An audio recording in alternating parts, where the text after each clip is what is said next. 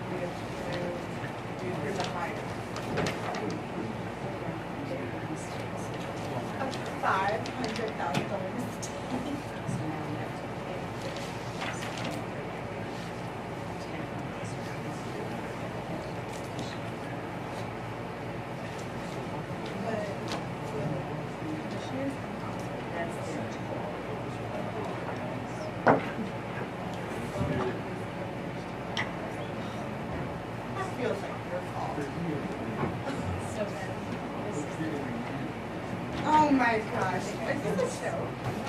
Is this the accounting together? Good Lord. Okay, you do. What is this? Yeah.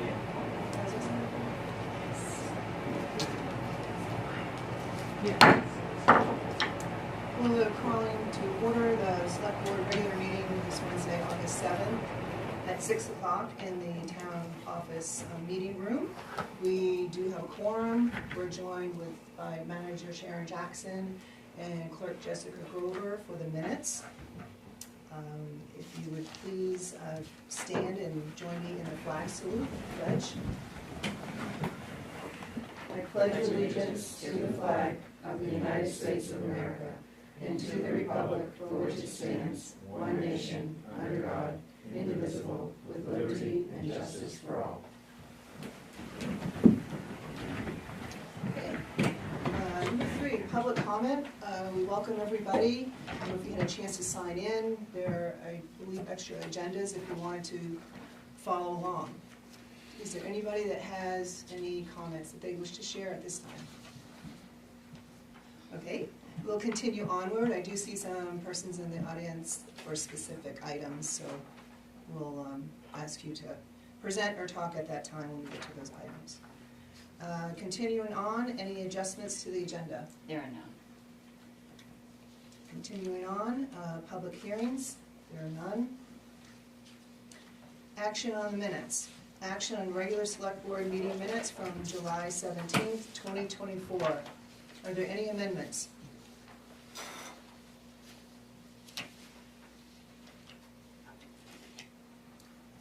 All right, hearing none, then I will make a motion to approve the regular select board meeting minutes from July 17th, 2024 as presented. I'll second. Any other comments? All those in favor? Thank you, the motion carries unanimously.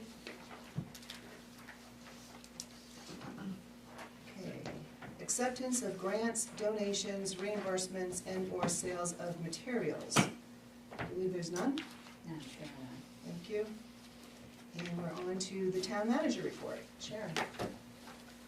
First thing I would like to, Chief David Hanscom has been recognized by the State of Maine Department of Public Safety Main Emergency Medical Services for Bethel ambulances, participation in the pilot phase of the Maine EMS Explorer program. Dave was commended for his hard work, dedication, and attention to detail, which made him an invaluable partner in implementing the Explorer program. I do have that letter. I thought I put it in your packet, but I didn't. I will give it to you. It is on my desk. You have the Oxford County Sheriff Daily Activity Log for July in your packet. The July monthly report for the wastewater treatment plant is also in your packet. The Jessica put together the completed Vigilus license list, so all have turned in all of their applications and paid. Last meeting you asked for the state license for Trips Farmhouse Cafe for their mobile eating place. That is in your packet. The Oxford County Commissioners meeting minutes for July 10th and 23rd are included. Bid proposals for winter sand were sent out this week. They're due back August 29th by 3 p.m. The bid award will be at the September 4th Select Board meeting. Yesterday we received a letter from the Oxford County Commissioners that is in your packet. Due to a clerical error in the original assessor's return we received a couple of months ago, it was for $803,779, which is Bethel's share of the Oxford County tax. Our error was $38,829, so we have to pay that amount more. And so our assessment now is $842,608, and they've said because it was their error, they will give us until December 1st to pay the difference. The main portion of $803,779 is still due September 1st. The Household Hazardous Waste Day is at the Bethel Transfer Station Saturday, August 24th from 9 a.m. to noon. The notice is posted on the town website and at the town office, and I gave you a copy in your packet. This past week, I scheduled all the annual furnace cleanings and maintenance for the highway garage, fire station, and ambulance garage. They'll be done between August and October. The wastewater treatment facility plant, I have already done that one, and I just have to confirm on the airport. Community Energy will be putting in all of the new propane tanks that we're changing out from Suburban. Those will be done throughout the month of August. Scott is coordinating with them so that they can be removed and new ones set, and then once Suburban has theirs back, they will take all the propane out and will receive $1 per gallon credit after they charged us $5 more per gallon than anybody else. We have received one application for the vacant assessor's position. Action on this item will be on the August 21st agenda if we receive more. The position at the wastewater treatment plant has not yet been filled. We only received one application, and this week that person withdrew the application. We have advertised 2 full weeks in the Lewiston Sun Journal, the Citizen, the Advertiser. Will continue to run on Indeed and Maine Municipal. Updates from the Mill Hill Pump Station and Route 2 sewer upgrades project from May 1st to November 12th are in your packet. We have the progress meeting on July 31st. USDA representatives were there, as well as Weston and Sampson. Treatment plant was there, and I was there. We will be having work done to both bathrooms within the next 6 weeks. Both toilets and one bathroom sink will be replaced for ADA compliance. Both rooms will have wallpaper removed and painted, including the hall.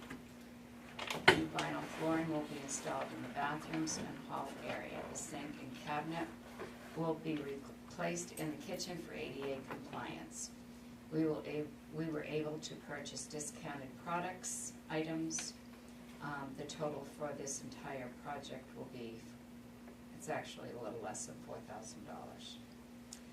On August 1st, the Solid Waste and Recycling Committee met. Representatives from Bethel, Newry, and Hanover were present. We actually met for a little over 2 hours.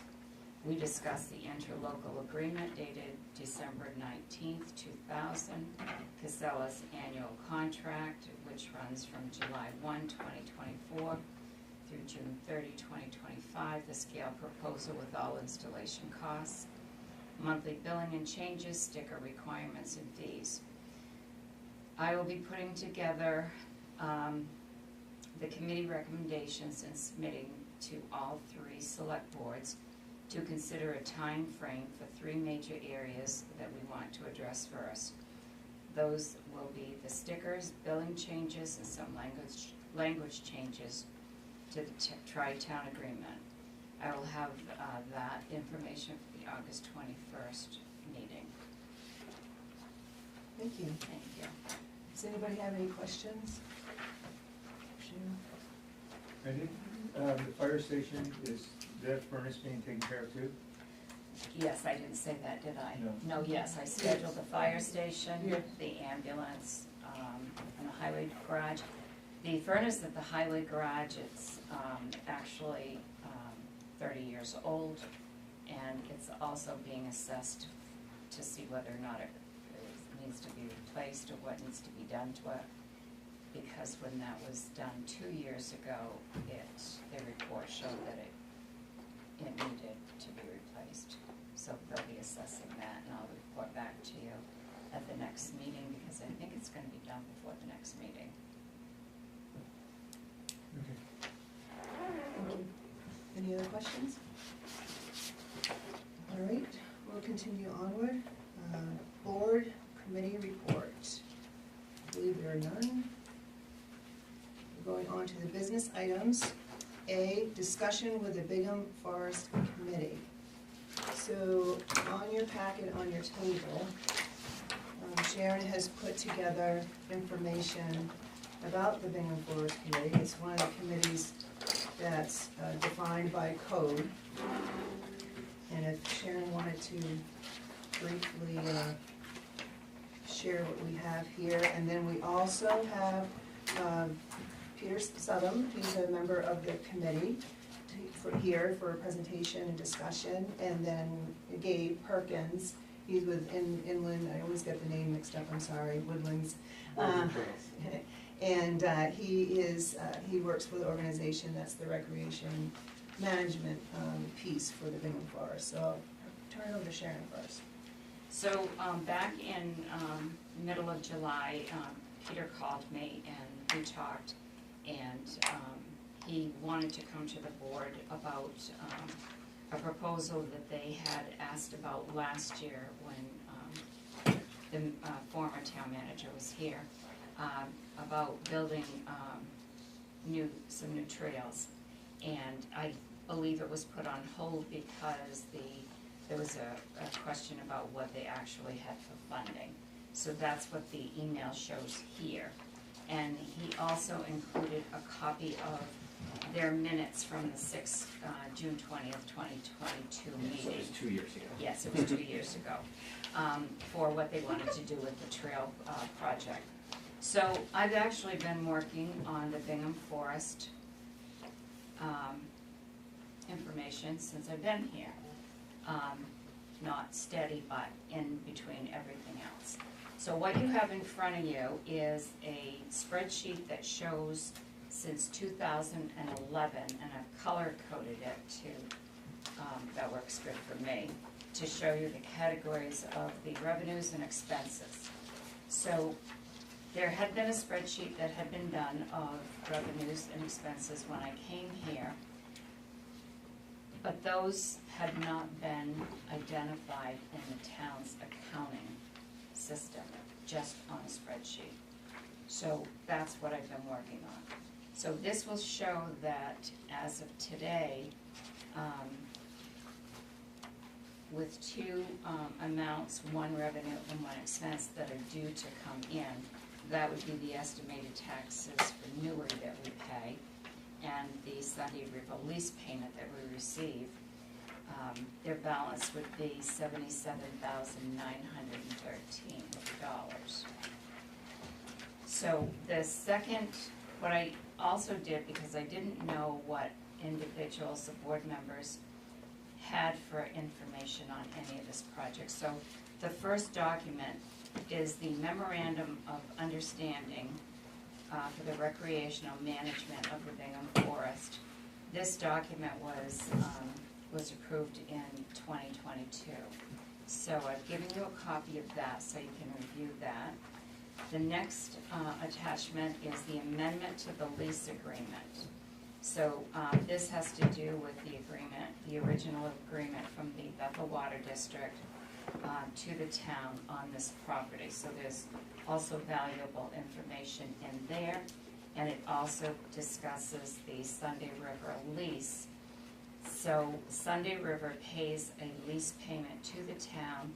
That started in 2019, and it, excuse me, it expires 2028. And you'll see in there the 19-year lease schedule of payments that are paid to us every year. The next document is the last agreement that the town entered into for the forest products, because if you notice on your spreadsheet, New England Forestry, they do the forestry program for us, and what they cut and receive for funds, it's in green on your spreadsheet. That shows the revenues that we've taken in since 2014 each year that we've cut there. So I wanted you to have a copy of the last agreement, and we actually did that when I was here back in, I think, September or October. Actually, it was November. And then I made a copy of the management plan for the Bingham Forest. That plan was done in 2012, and I did confirm today that that was the last one that's done. So I thought you all should have a copy of that management plan. And then the next item, document that I copied was it was the actual agreement with the Bethel Water District and the town of Bethel and this property here, and that goes back to 2011 when that was signed. So I made copies for the 5 board members, and I made a copy for Peter and for Dave as well. Only because I found all these things, I thought everybody should have the same copies and be on the same page. There's a lot of information in the files, so I had to kind of like consolidate and put all this stuff together. So that's what I have for you. And then I asked Peter and Gabe to be here so that they could ask you what they want to ask you about what they want to do. That sounds great. Can you just review quickly again how the money works? Sure. What about the money?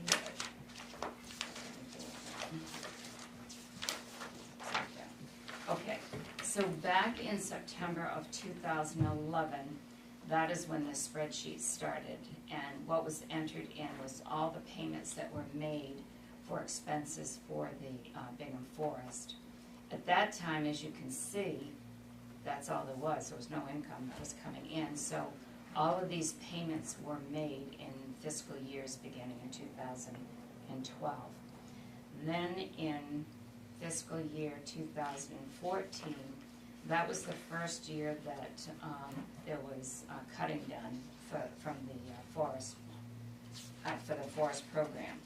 And so then we started having positive balances. So in blue it shows the taxes that we pay to the town of Newry for this parcel. And in green it shows all of the cutting receipts that we've received. That's on page 1. I broke it down by fiscal year because the auditors wanted it broken down, because they don't have this information. This information was never given to the auditors. So they're going to incorporate all of this information in our next audit. Where was this money? It was put in the general fund. And it never came up as a line item? How was it late, how was it? It was just, the monies was part of the general fund money. It wasn't a separate account where it It just was, looked like a leftover. it was just part of, the money was just, when it came in and was paid out, it was done through the general fund. It never had its own account. You'll see in the next audit, we have probably a half a dozen accounts that have been broken down like this, that are now they are their own entities now. They have their own balances, and those funds, like this 77, that's coming out of the general fund to be in this fund that it's supposed to be in. And there's probably a dozen others, total of about a dozen, that are gonna show the same. I know this is off subject, but what's the value of that money? Probably a couple thousand. There's 77,000 here. Yeah. Because it's a lot of money. It might be a little bit more than that. Okay. So they still go through the general fund, but they're designated funds, correct? No. For the No, general it's been part of the undesignated fund balance. It has never been part of the designated. This is designated money. Right. The Bingham Fund account is designated funds, can't be used for anything else. So it has to be recorded separately and accounted Yeah. for separately. When you get the audit, when it's done, there will be a page that will show Bingham Forest ins and outs and what it has, like the others. It's never been broken down like that before. So these monies will now be pulled out of what was recorded as undesignated, and you'll now see a line that will be designated funds. This will be part of that, and they all have their own accounting sheet for it. Got it, thank you. Thank you. Also off subject, but do we know when the auditor is coming to do the other part of this? No, I did speak again briefly this week. They've got, the short audit is done, that's what was in the town report. But this and a few other things like this are what the holdup is Yeah. for getting the At least complete it's getting audit. done. And the reason it's like this is because of the directives and the consent decree and the various Yeah. agreements, that's. The designations. All right, well, thank you for that. Okay. So, welcome Gabe and Peter again, thank you, we'll let you take it away. So it shouldn't take long. So it's actually 2 years ago, and we included those minutes in the packet. The Inland Woods and Trails, the Bingham Forest Committee. So the Bingham Forest Committee is a committee, and it makes recommendations to the select board for action. So we can't actually, say, oh yeah, we're gonna spend money on this. It always has to come back to you guys. And that was done, it used to be an authority, like the old airport authority, but we changed it a bunch of years ago, because we weren't doing very much, to just be a committee, which is fine. 2 years ago, we voted to give $20,000 to Inland Woods and Trails to build a hiking trail in the Bingham Forest. So that's what we voted 2 years ago, and then funding got very confusing, and Natalie at the time was like, you don't have that much money, and I was like, I know we do, because I know we've done these logging projects over the years, and I know that the Sunday River lease money almost offsets the tax money that we paid in Marie. Not quite, but and then all the logging proceeds pretty much are actual proceeds. We also have a payment every year to Inland Woods and Trails for general management for recreational management, flagging existing trails, other things like that in Bingham Forest, and maintenance of existing trails in the Bingham Forest. So this is a new trail that we'd like to build, and I'll let Gabe describe the trail so you know what it involves. Sure, thanks. It's a hiking trail, an intermediate loop hiking trail that would leave from the existing Bethel Community Forest, go up to the top of the Sunday River, go across the ridge, and then come back down into the forest, 7 or 8 mile loop trail, all told at the end of the day. And this is, yeah, it's just something we've wanted to put in there for a while. It connects to an existing, an already existing hiking trail in the Bingham Forest that was authorized by the Forest Authority and the Select Board. Is that Cascades Trail? Yeah, 2019 maybe, 2018, as part of our regular expenditures for our management. We use the proceeds from that to build that trail. So yeah, it's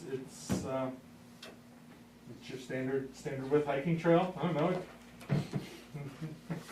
8 feet tall, 6 feet wide in terms of the corridor clearing. The finished treadways, 18, 24 inches. Travels through beech forest, up along through a rocky section. It skirts the logging that's occurred over the past 2 winters in every instance, and will not coincide with the logging as it returns. I think of it as a counterclockwise loop from east to north to west and back south. Do you have a map, Dave? I'm trying to see if I. Yeah, not on me, and it's not in the report It's not. either. I can produce that for you pretty easily. How long will it take you to do that trail? We won't finish that until sometime next year. Okay. Yep. And when would you want to start that? Well, we've been using non-Bingham Forest Authority money to initiate the work already. Okay. So we've kind of started, but we're at a point now where we've run out of that. Yeah. You know, we came to this idea 2 years ago, so now we're kind of ready to go again. So we'll work on it over the fall. You know, sometime in September, we'll probably reinitiate. Is the trail? Have we authorized the building of this trail? And the money that you've gotten so far for the trail has come from where? We got a foundation grant that we wrote in support of it, and we used the $6,000 expenditure from the town or from the Bingham Forest Authority to activate that. And how much is it to finish the trail? Right now, it's about $20,000. And that money's gonna come from where? It would come from this account. From that account? Yes. Or- Yep. Which is how that, you know, the money How in that that work- how it account all just, works. yeah, it's just used for that land, for rec management, really, and forest management. Yeah, pretty simple. It does sound simple. When all the accounting is done. Right, thanks to Sharon, it is now much easier, yeah, I understand, we didn't know quite the issue there.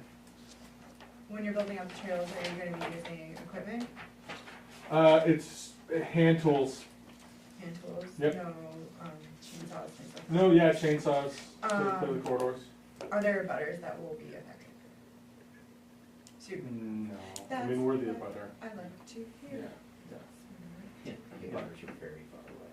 yeah. Right. Yeah, yeah, Excellent. Yep. I love everything you're saying to me. yeah. And I heard it was a walking trail. Yes, Hiking. traditional Right. hiking trail, yep. And you said it goes along the ridge line, will it connect with Sunday River's trail so that you could actually walk Yep. from Bethel to Exactly. Sunday River? Yep, exactly. That's great. And we got permission from Sunday River to make that connection a year or so ago, as we waited for this to play out, or get organized. So like theoretically, if you have a pass, you can crank up and ski down. It's not a ski trail. We No, no, no. recommend it for foot traffic The in the other summer side. only. The other side. You would have to sort that out, yeah. We're not gonna manage that trail in the winter, right? Oh, okay, You gotcha. know, it'll be signed, you can snowshoe it, Mhm. If you're feeling industrious. if you're feeling industrious, yeah, Okay. yeah. You could do what you are proposing, yeah. It's a little steep and spun to get up, so, not great for What's the skidding. total cost of this trail? Right now about $43,000, you know, as we get into it. 33, sorry, 33. Which is pretty reasonable for a hiking trail this size, but we're using some existing road that's in there, and it's actually pretty favorable terrain, so it's lowered our costs to do the work. It's much less than, And I thought I heard you say it was an intermediate trail? based on the length and some of the difficulty that's found, yeah, it's not built to, you know, an assessment. Challenge, Yeah. real challenging. Yeah. And it'll provide some challenge for people. Yeah. We'll be out there for 8 miles. So probably have in existence already since the trail was started, an agreement between the town and Inland Woods for construction? It's in that MOU that we have. So we just It's use laid that out in that. for- And then the permission granted from the authority to start, to allow for the permission to build that trail in 2022. So we've used what we have between 2022 and now in Okay. terms of resources. Okay. Does that make sense? Yeah, what wasn't making sense to me was the 41 in this document, but it's because it's from 2022. So now it makes sense. Mhm. Got it. So when those monies came in, the foundation grant monies came in. To right? us. Not to us, to them. They went to You, them. it went to you as the developer, okay, Sure. all right, Yeah, that didn't go through the town. yeah, Right. Okay. That's Inland Woods and Trails applying for resources. yeah, I'm just trying to get Yeah. a budget and Yeah, that, right, and, totally. and the players, so we get it, okay. You don't have to pay any of that back? The grant money? No. Very nice family. It's what they have to do. They have to give away 5% a year or whatever. So you don't pay taxes. So it looks like, the committee would like us to take action here. Does the board feel they have enough information to take some action? Yeah, I do. Okay. Anyone care to make a motion?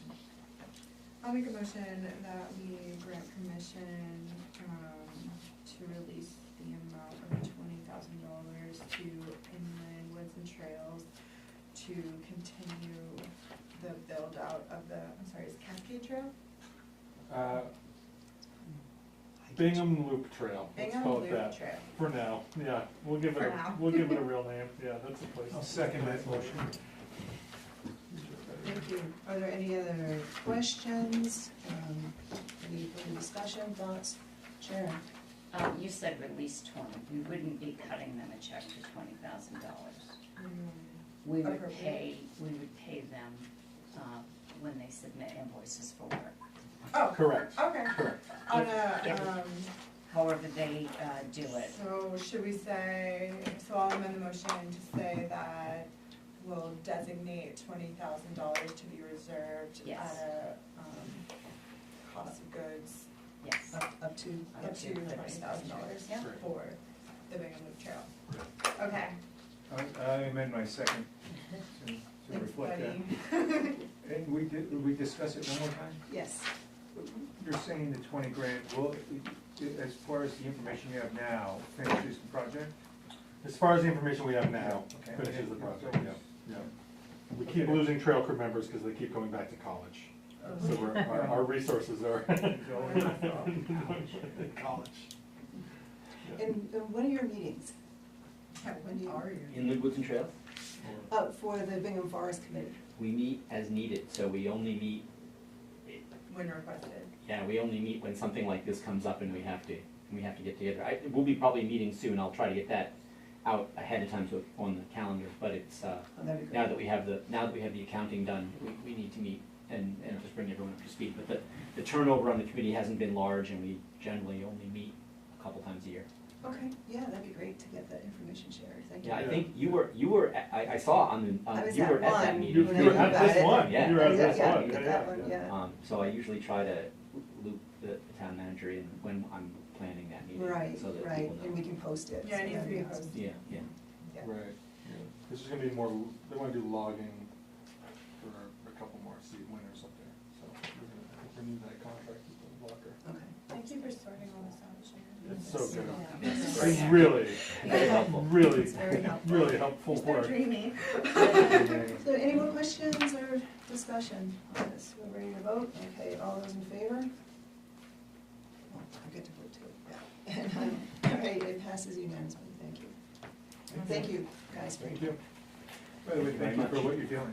Yeah, Thanks- come thanks for a for hike. everything. Anytime you wanna go for a hike, let me know, we'll go, yeah. Take a UTV even. Okay, all right, we're on to 10B. Action to approve the renewal cannabis application for Stone Moose Adult Use Store located at 22 Sunday River Road. And I will move that item. I'll second. In your packet, you have a copy of the application, and the code enforcement officer has supplied a letter, and in my interpretation, I believe that she's saying everything is in order. Any Yes. questions, any discussion? Hearing none, all those in favor? All right, the motion passes unanimously. And we have, and Mike's here representing his application. Thank you, Mike. Next, we have 10C, action on the street closing request by Gould Academy. In your packet, you have the request. And I will move approval for street closing request by Gould Academy. Second. There we go. Thank you. So discussion?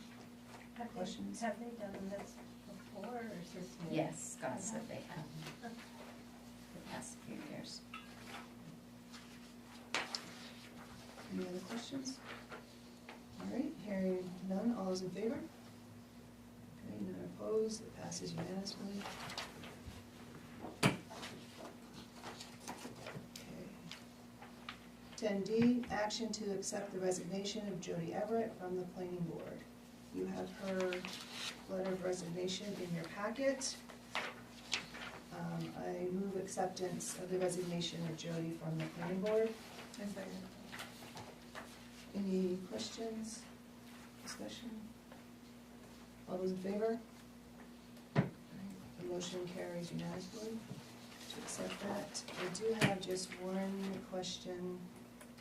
She shared that she believes her term would have ended in 6 months.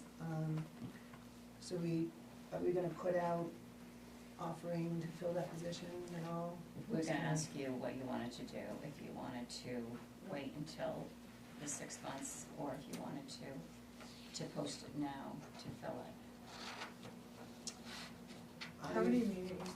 They do two a month? 2 months. The next one is canceled because they haven't had it. Are there any other open positions on committees? There was one on budget, and of course you have the assessing. Right, which we've already put out there. I'm fine with putting out website, social media. I'm not sure if we need to place ads, newspaper ads or anything. How does the rest of the board feel? Well, I think Unless somebody in could. 6 months, you mean? Well, it's 4 Yeah. months now, because it's just, it's I mean, they December have a 31st. big enough board that they don't have to worry too much, I don't think, about having a quorum, so it's kinda hard to have someone in there for 6 months and then have to have an election again after that. Yeah, but then you'd have a even number. I'm sorry? You'd have an even number on the board, which is. Oh, I see what Which you're is. saying, And they can always they always can put in again if they want to do up yeah. Okay. as well. Yeah. So is the consent that we will put notice out there, but not do paid notice, do website, social media? Yeah. Does that work for everybody? And it is just for 6 months, then there would have to be Yes. another. Yeah. Right, Well, actually, right, it's 4 months, because it would end December 31st of this year. right, the term ended, correct, thank you. Okay, we'll go with that, thank you. The election need- is in November. Do you need a motion for that, Michelle? We can make a motion, would you like to make that as a motion? No. Yeah, I'll make that as a No, motion. yeah. Okay, we have a motion coming out here. I'll make the motion that we advertise the planning board position for the next 4 months for an expiration of December 31st, 2024 through non-paid versions of advertisement. Thank you. Second, and just to clarify, I think Frank had a question of when does this happen? When does the election happen? It will In December. happen in December at one of our meetings. We will be making Oh, those okay. appointments. The first one. I made a mistake about how that's done, I'm sorry. Yes, yes, they're really appointed, not, Yes, yeah. not elected, okay. That slipped my mind. Okay, does anybody else have any questions? If it's not filled, should one of us fill the positions in rotation or just call it good? We could probably address that if it comes up. Okay. All right, all those in favor? And seeing none opposed, the motion passes unanimously, thank you. Okay, 10E, discussion and action for funding from Efficiency Maine for Level 2 electric vehicle or EV chargers for community locations. There is information in the packet that came earlier this week, and I'm gonna turn it over to Sharon and Sarah. I think Sarah brought up the idea, right? Well, I think it was on a previous agenda, so I just Yeah. passed it. Yes, I had it on the last I don't agenda. know, I mean, I Thank don't know you. any more about it than reading the packet, but. Mia Purcell sent this information in June, and it was after one of our last meetings, and so I made copies. If you're interested in getting applying for the money to put these chargers in for electric vehicles, you can through this program through the end of the year. So I brought it to see if you have any interest, and if you do, what do you want to do to do it, or if you don't have any interest, then that's. Well, it is, I mean, I read through it, but is it so that town would get the money to put in the chargers, but they would go into, we could just choose community locations, it sounded like? Yes, there's different programs, there's funding for, like, ours, this one here would be for, community-based for municipalities to apply for. There's funding available for large workplace areas or multifamily buildings, but this would be, we would be looking for the one for the community locations. So that, like, if it went into a spot where there's a business, they wouldn't have to pay anything? No, for it? this would be a grant that the town would apply for Okay. through Efficiency Maine. And then, do you, I couldn't tell, like, so they will be EV chargers where people pay to use them? Because like, we have EV chargers at the gym that people do not have to pay, which is very hard. So some of them are pay to use, some are not. I don't know what this one provides, whether it's pay or Contact not. us. It Payment sounded like, method. yeah, it Yeah. sounded like they were paid, so I was just They're wondering paid. if it helps the town bring in more revenue, or does it basically just cover the costs? I mean, is it a way for us to bring in more revenue, I guess is. My question is, when you put one, so say hypothetically that the gym wanted to put another EV charger in that had money, and so who's responsible for the electricity that's going out? Wherever it's put in, they're responsible. Okay, so then when the money is generated through contact list, did they get that money back? as That I don't know. reimbursement? If this is something that you wanna look at doing, I would suggest that somebody be designated to contact Efficiency Maine. They will tell you exactly how the program works and answer the questions, and I can also say that CD, so Center for Ecology-Based Economy over in Norway, did reach out to me to get some contact information for a couple people in town, and I sent that information to them, so I think they already like working through this program within this community, so maybe it's not necessarily us having to go ahead with it, check in the CD and see what they're doing, and see if we even, so we're not double working. Yeah, I think the gym got contacted and. Yeah, I gave But it. it- I gave it, I'm sorry. So, no, it's fine, I have an electric car, so, and I think there is a need in town for more places Yeah. to charge it. People are saying it's very hard, and if we want those people coming to Bethel to bring us business, I think it would make life easier to have more chargers in town. Sure. We have 6 at the gas station across from Good Boots before. Those are all Tesla chargers, so, I don't know if they all are, That's but. not the same? They are all Tesla. Yeah, Tesla chargers Yeah, they're do big. not work, they only work on Teslas. Okay. I think they are working on getting some Ford vehicles that are, I think that the plan ultimately is that other cars can hook it, but right now only Teslas can Okay. Tesla charge, So it's just the gem. Yeah, No, there's like 5 other places in and town. the museum has, Yeah. but they're not, I not think- super easy to find. Yeah, if you're Maybe not that's from part of here, the you don't. research that we're gonna have to do if we Yeah. wanna take further action on this. They, Efficiency Maine is also hosting a webinar August 20th, maybe someone would like wanna sit in on that. And it's recommended if the party wants to put in an RFP, they have a bunch of money and you put in for it. I mean, I don't even know what an average cost to a project of this, like this is. I mean, they say the eligible costs for the project is up to 10,000 for a level 2 port. But for me, since the applications are being accepted through December, of course, it depends on how much money is left. For action, for me, I would tend to wanna wait till we get some more information. If anybody wants to raise their hand to Could we try and get that. designate someone to gather that information? Any volunteers?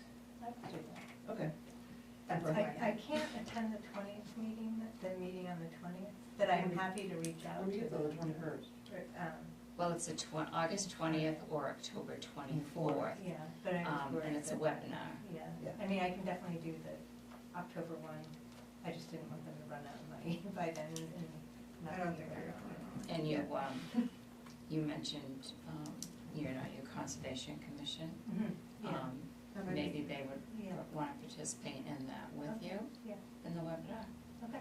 Also, my husband just, I think it was one of these grants, got one of these grants for Sunday River and did the whole project, and they have EDs up there, so you could ask him the ins and outs of the financials. Well, that's what kind of my question, because like, I think CB reached out to Wade at the gym, and I think Wade is hesitant because he thinks it's just another expense for the business, but if it's gonna be paid If for it's by the feeding. town, I think that's a different story, so. And there's different types. I think Yes. we're gonna learn more through the webinar, Yeah. because it seems to be different types. Okay, I think the action that we're taking now is thank you, Sarah, for taking this on and whatever resources you can use to get more information for us. And we'll just take no action at this time. And once you have the information, let Sarah know, Should we Sharon say- know. Should we say Sarah in the conservation committee? Sure, So you can, they delegate if they you definitely can. want it, they definitely want to be They want a involved in that task. kind of thing. Yeah. That was our last meeting, is like, how can we have it? What do we do? Perfect, so that would be perfect. Great. I need to clarify that the meeting is on August 20th or the 21st, because it says the 21st here, and the 21st is a Wednesday. That's correct, the next Oh, The that, select board the meeting is on August 21st. 21st, but Okay. here there's webinars offered, and the first one in this Okay. packet says Okay. August 20th. Right, yeah. And I can try to get somebody from the Conservation Commission, other than me, to attend that. And it's fine. Thanks, Sarah. Great, thank you very much. Okay, continuing on, we now have 10F, discussion and action, discussion and action to cast your official vote for the nominees for service on the Maine Municipal Association's Executive Committee. I thought we voted that we weren't gonna do that last meeting. That was a legislative, Oh, That was was, committee. that was a different one. yeah, yeah, and this was in your packet as well. I don't know if- Is it on page 2? Is there a page 2? That was mine. This is page 2, you don't have page 2. Nobody does. That's okay, so, I do have an interest in this. You'll see on the ballot, my name on it, the last page. On the last page. On the Yes. last page, so this is, You're page 2. You guys know my. Luckily, background. we know your specifics. You know my specifics, right. So, annually, they have, positions I don't open. have page 2, that's why I'm Oh, okay, so I have another page too. This isn't the one. Either Yeah, that's the one. way. This that's is the one, right, Oh, right there, yes. Yeah. I'm sorry. but they. But you're on the ballot. Yes, I'm on the And ballot, they have a copy of the ballot. and they have a copy of the ballot, Yes. so at least you can see the names, and, there's 3, positions open, and 3 members, including, 3, persons, including myself, have been nominated by the nominating committee for the Maine Municipal Association. And, Cool, I make a motion that we, so are we voting?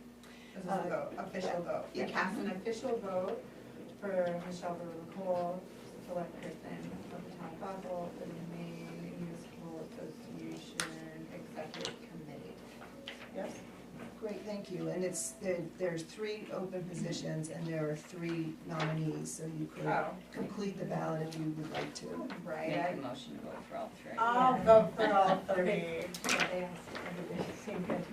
Beautiful, so turn it into, right? I think we'll have We one. will fill it out and Jessica will send it in tomorrow. Ooh, now we can And just see what you're We don't have to doing. vote, is that? I'll make the So, second. we vote as a board, and because it's a town ballot, it's a municipal ballot that gets sent in.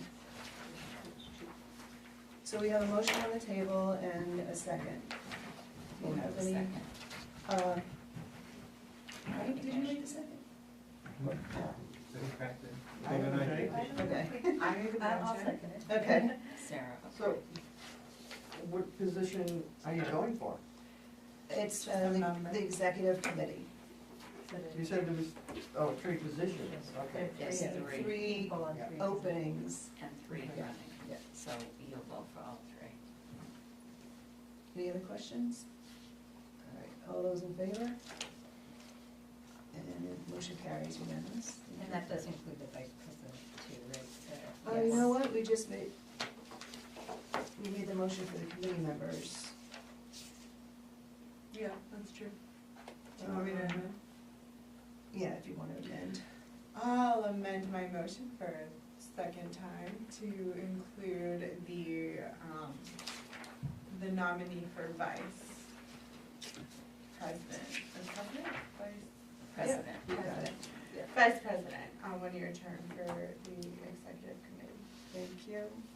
Where do you have to go for this? Augusta. Augusta.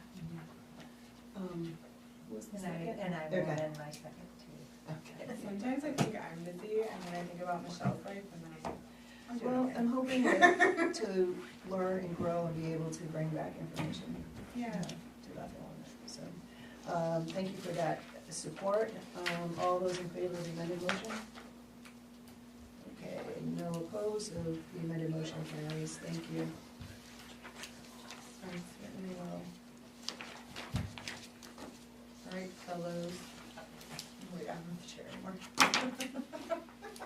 Okay, we're going on to 10G, discuss ordinances being reviewed with the Ordinance Review Committee, ORC. We do have a list in our packet, and we have a couple of ORC members here. You guys, we'll turn it over to you. So what, I'm sorry, what information did you need? So we have your memo, didn't know if you had anything else to add to it. We'll take each item as it We don't have is. a copy of that. You sent me the email. I know, but Oh, I'm yeah, okay. you can on a have- different email. That's okay, you can have Okay. it. You have a copy. So I mean, with copy people. You No, you can use Or that. we'll keep it like this. and then it's not out. Thank you. That makes life easier. Beautiful. So the first one is food trucks, and it's noted originating from past year's select boards. Food trucks are excluded from site plan review, but there is a desire to have more enforceable ordinances relating to them. Yeah. So wondering what you had in mind and outline or what? So there's a lot of state legislation around it already.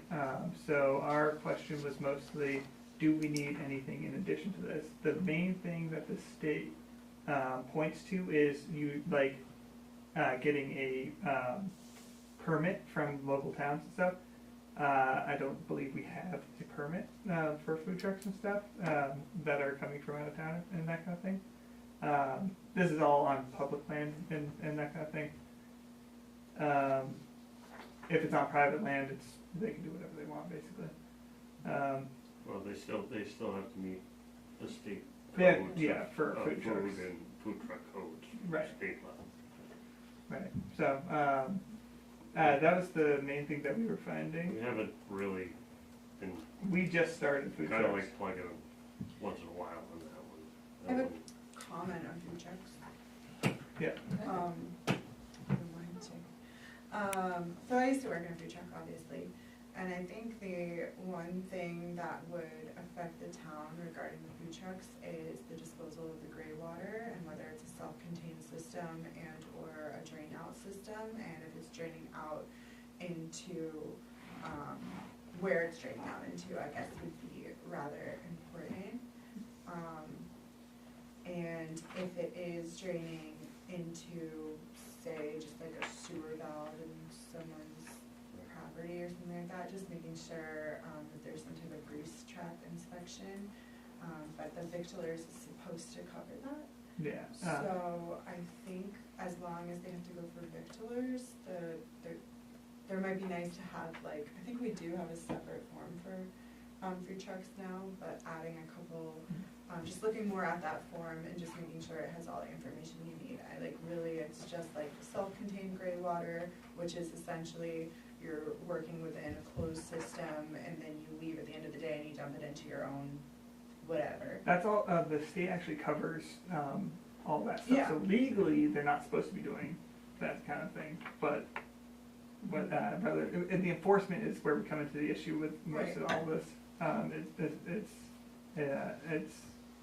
It's a tricky situation because like who's going to tell them not to at the moment. So to give you a bit of a background, which might be helpful, a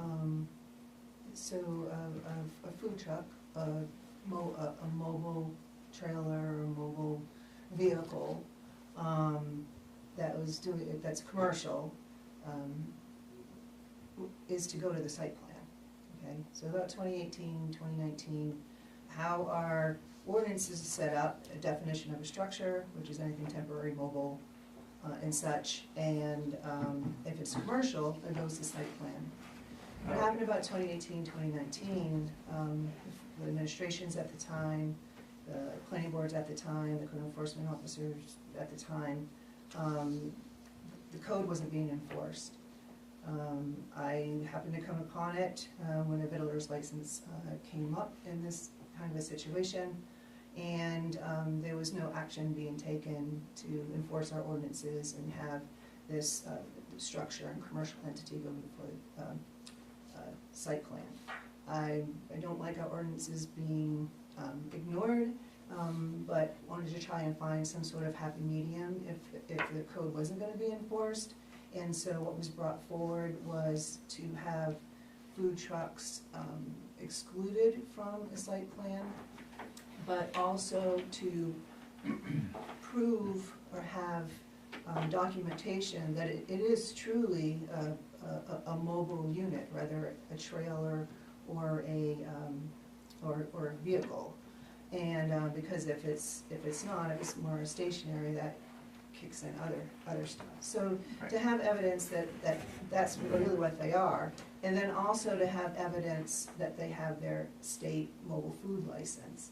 And in that shows, like Meryl was stating, they have to go through everything, including their gray water and where to show all that. So that was put in 2021 to keep track of that and to determine if people had the right licensing from the state and registration. Like Meryl said, we have the food truck application. It's basically a vittler's, and where they prove that information. So that's where we came. That's how we get to today. And so that's why I wanted to hear a little bit about what you're thinking and what direction you're in addition to that, in digging through the state stuff, some of the stuff it says is, yes, you're supposed to take your gray water and stuff out of there daily. It's supposed to be movable, it's supposed to be registered, it's not supposed to be sitting park for, I think it was 3 days. I think it's 180. Huh? I think it's like much more than 3 days. I think it's like 180. One what? The state One stuff, I what? think, is pretty 180, what's strict. 180? No, it's not 180 days, you can't, Oh. it's stateside was strict, and I don't remember right off the top of my head, but it was somewhere in that 3 to 5 days that it's, can't be just parked for a summer or a year. Well, Maybe on a street, but on property, I think it would be different. So I, So- to kind of further I this, can't remember, to kind of honestly. further this along, perhaps you can prepare for us a little bit of an outline as you guys talk a little bit more about it, and to give us some direction or indication of where you're going. And I would take some consent or action from the board here. What are your thoughts? Do you wish for the ordinance review committee to pursue taking these types of I have a steps? comment. Thank you. My comment is this: food trucks come into our town and do business wherever they want to. They roll in, they open their doors, and they're open for business. We have competing businesses in town who are here 12 months out of the year, day in and day out, who pay taxes, who have trash receptacles, who have restrooms, who have a presence in town that offer a full gamut of services and in staffing and a whole variety of things. So these businesses support our town year-round. So they now have to compete with businesses that come into town and just kind of show up when it's good and they pull out when it's bad. And our residents get hurt from that. The people who work at these different businesses, who their income is affected, the business owners, and all the people who do business with that business. That is one of the few businesses that has that. The other businesses, you can't put up a pot shop on the side of the road out of a truck. Just can't do it. So I think that in our ordinance, we ought to be thinking about how we support our townspeople who are here year-round, who are supporting our town year-round, and we ought to have a little thought to that. In fact, I think we should have a lot of thought to that. All right, thank you. So it sounds like you would want them to continue some work on this Well, area. When the ordinance comes out, you'll know what I'll be looking for. Yeah. Okay, so. it'd be Any quite- other thoughts of action that you wish to take? Would you like the ordinance review committee to kind of take the next steps to explore this, do an outline for us?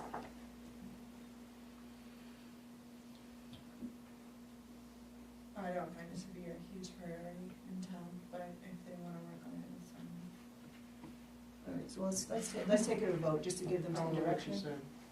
I said it's just not a priority. I mean, I don't think there's enough food trucks that it's really affecting town, and when they are here, all the other restaurants seem to be at capacity for the most part, but that's just my opinion. I don't see the numbers like. Yeah, I was Frank saying, I sees the just don't numbers. see food trucks rolling in, but. They're more in the winter than they are in the summer, I mean, But they could they're start. up, but there's nothing I stopping. mean, yeah, they could start. they could, I just, for me, like, food trucks tend to go unless they're living somewhere nearby. For example, when you completely, 100% their staff was from local to the area and they live locally, like, that made sense for them. But like, as far as like Portland food trucks coming to Bethel, Maine and skipping out Portland on the East Ender, I don't think so. Like, they're not making nearly enough money to be causing so much of a disruption. I mean, I understand what you're saying, Frank, like, I definitely would feel a little slighted if I was paying as much as you pay to be in business and someone came in and did that, but maybe there's another way we can work around that without breaking down the free market at all. Okay, anybody else have any comments? So just to, again, to give some direction to ORC, and I think the next step would be to learn a little bit more about what you're looking at, Yeah, and I come back to us. I have the state guidance on, they call it like mobile, eating place operators, guide, but it like has all of the like state stuff, that we were looking at, and, kind of basing our decisions off of. But, I mean, the main thing that we were thinking that needed to happen at all, if anything, would be just the option of a permit. But whether or not that actually needs to happen is more, it's more up to the town. It's not really up to us. So I'd like to make a motion that,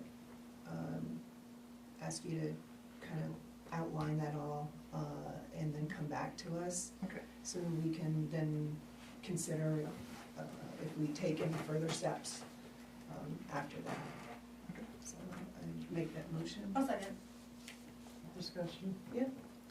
I think at this point, the ORC really needs to have a better guideline as to whether or not you really want them to work on this, because like in the past, things have been worked on and spent a lot of time on, and then the select board says no. Mm-hmm. So, let's do it the other way. Let's say, yes, you want them to work on this, or no, you don't want them to work on this. And I think it's more even for us to discuss it if they're gonna work on it, but if they're gonna work on it and then we're gonna say no, it gets pretty But what's discouraging. So that's why just taking it in Yeah. baby steps. Yeah. When you're telling them to get more information, but we don't even know if Or She's just asking for just like an outline, overarching, like what is the goal of this ordinance? If we know some goals, then we can say, yes, we agree and we align with those goals, or we Right, don't. if it's align just, with if those it's goals. just a Yeah. permit, or if there's some performance standards, you know, I don't know, so, right, exactly, and then we would take the next step, I think if we work hand in hand, they're an advisory group to us, and we work hand in hand and not get it to the point where, It's complete. where it's complete. Don't do that. Well, I And- can tell you right now that the performance standards that we were thinking about was just keeping to the state stuff. We don't want to interfere with people's businesses. We were just, the permit end was just to like make sure that people aren't setting up shop for 180 days, like on a sidewalk or something like that. On like a public sidewalk? Right. Oh, okay. Because like if it's on private land, It's fine. again, we don't. So, But again, we're gonna have to specify that. again, Yeah, if we you have to can, read if you what can the outline that, I parameters think are. it would give us all Yeah. something. Yeah, And- that's and- totally And then, agreeable. and then bring it back, and we'll just do it in baby steps, because definitely, we don't wanna waste anybody's time. Yeah, that's totally But fair. you, I just wanted you to. brought this forward, and, we wanna give you the opportunity to.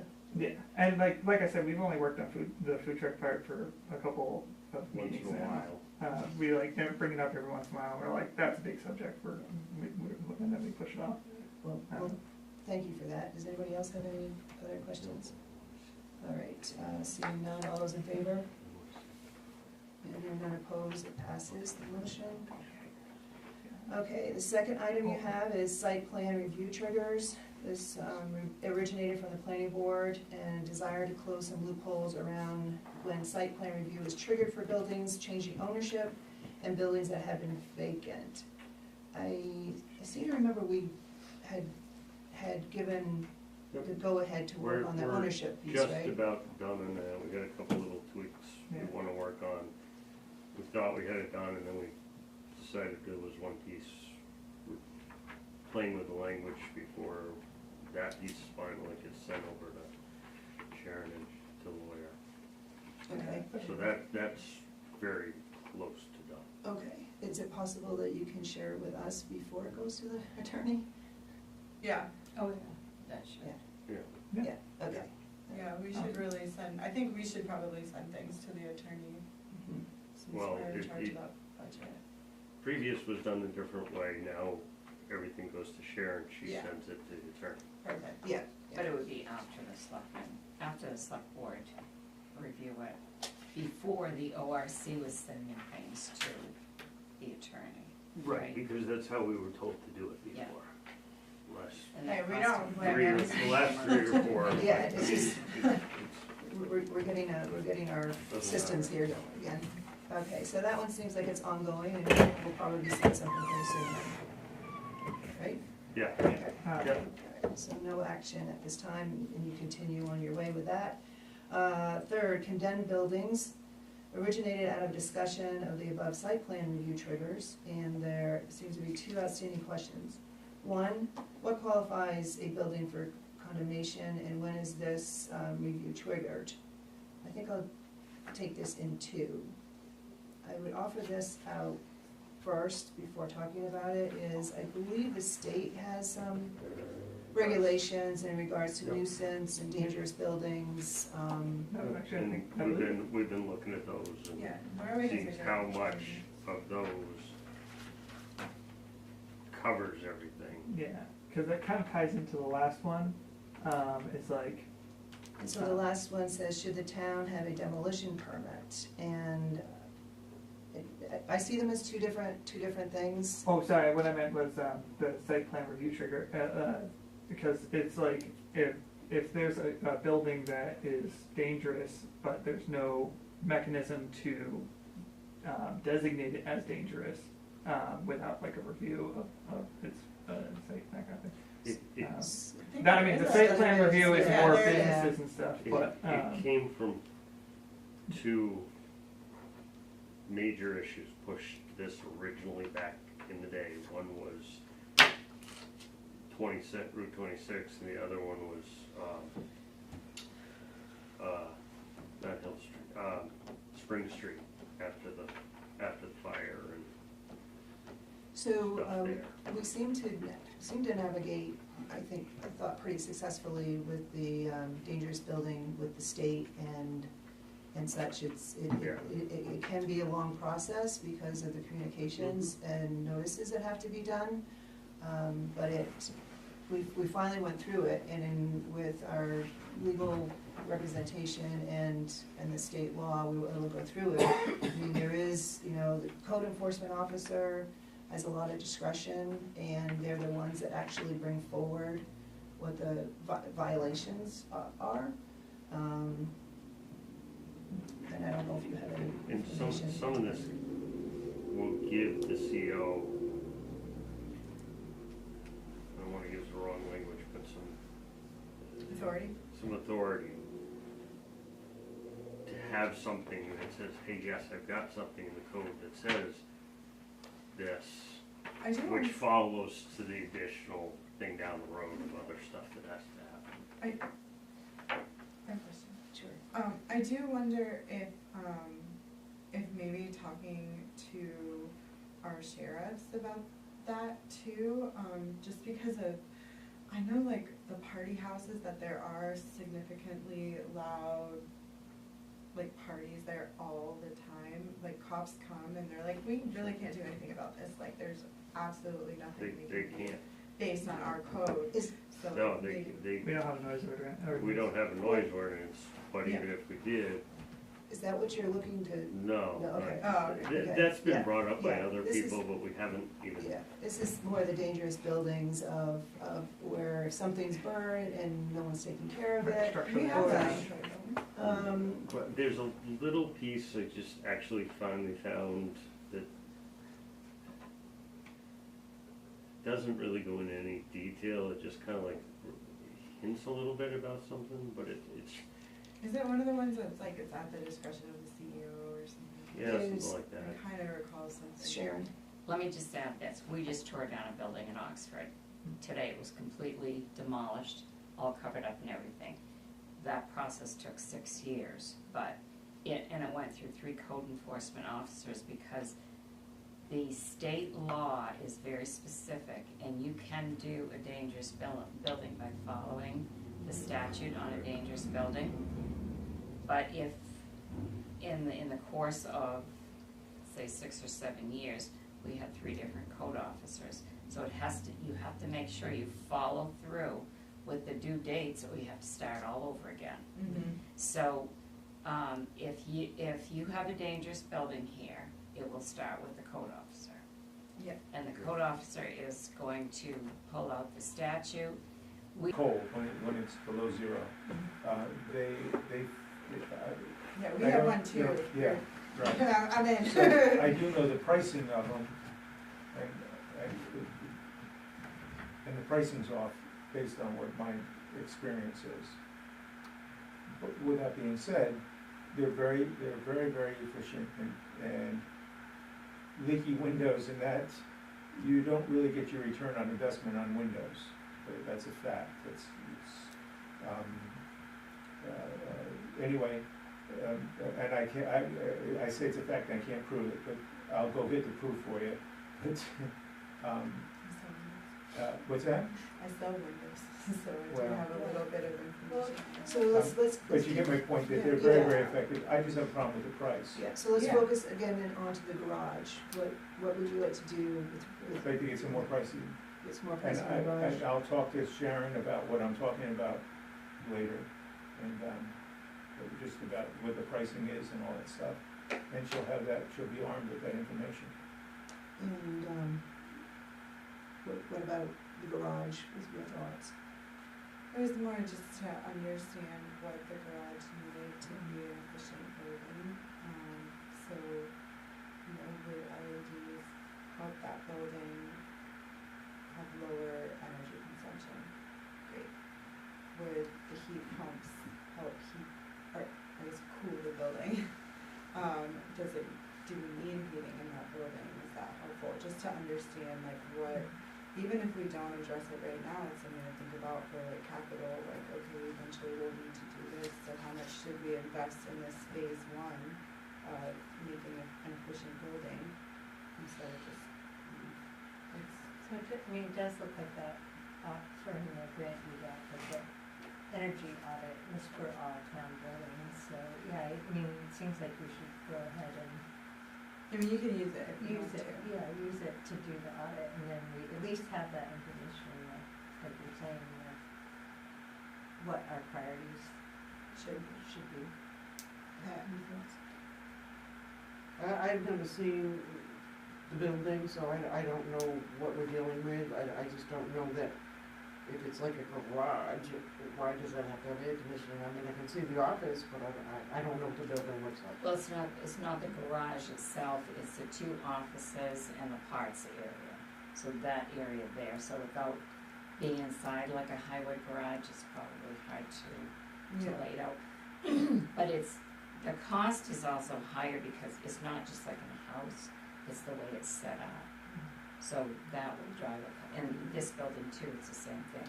Right, way it's because cut the system has to be, they're all different sizes, I'm sure. I Mhm. mean, you know, because your house system is not gonna be the same as a commercial system, so, and the pricing may be different, but the unit itself may be different also.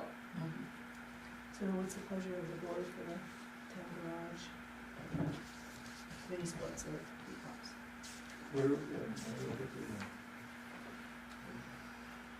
Is this a discussion, or is this a? Well, an just action? looking to, see if we wanted to take action on what you have in front of us, if you wanted, further action, and if you do, how do you want that action?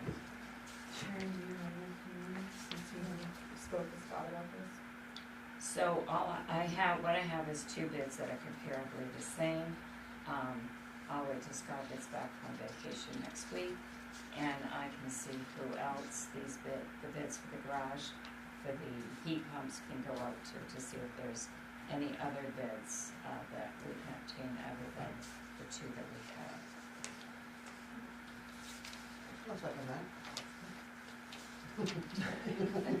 No, move I think I versus, said, Yeah, I'm all she problem. moved or said, so, I'll second. and there's a second, okay. Any other questions? And this is for, again, the garage. All right, seeing none, all those in favor? I don't see any opposed, so the motion passes to bring back further numbers. Thank you, and we go right into discussion and action on reproducing the municipal heat pump proposal for the town office, submitted by Field Electric. Turn it over to Sharon again. And we do have two bids. So for Field Electric,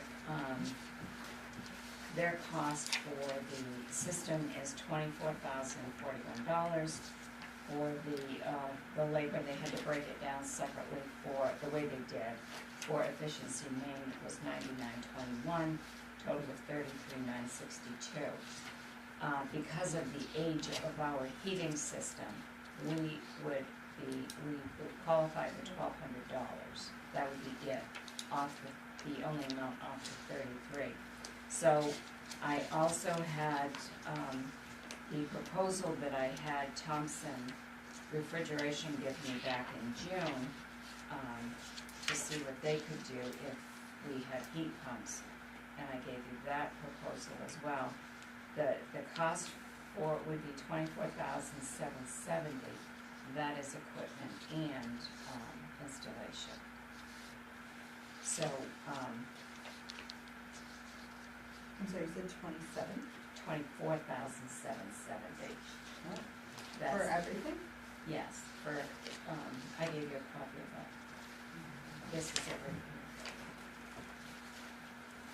You can look at that. My only question is, comparing the units between the two companies, and I'm seeing a little discrepancy, I think, but I'm not quite sure. I know they're different brands, both of them. I mean, like, there's 30,000 BTUs as opposed to 36,000 BTUs. There's, And that's, the way I guess I would explain that is based on what the representative felt we would need the size for this building. They both came here, they walked through, they took measurements, looked at where we had air conditioners, how the building was laid out, and based on, how they do their quotes, they both recommended different things. The reason we originally wanted to look at heat pumps for air conditioning, as you know what we have here in this room, we have this big unit that sits on the floor. One of those do not work, nothing goes out, so that doesn't work 100%. We have a unit similar to that in the finance office.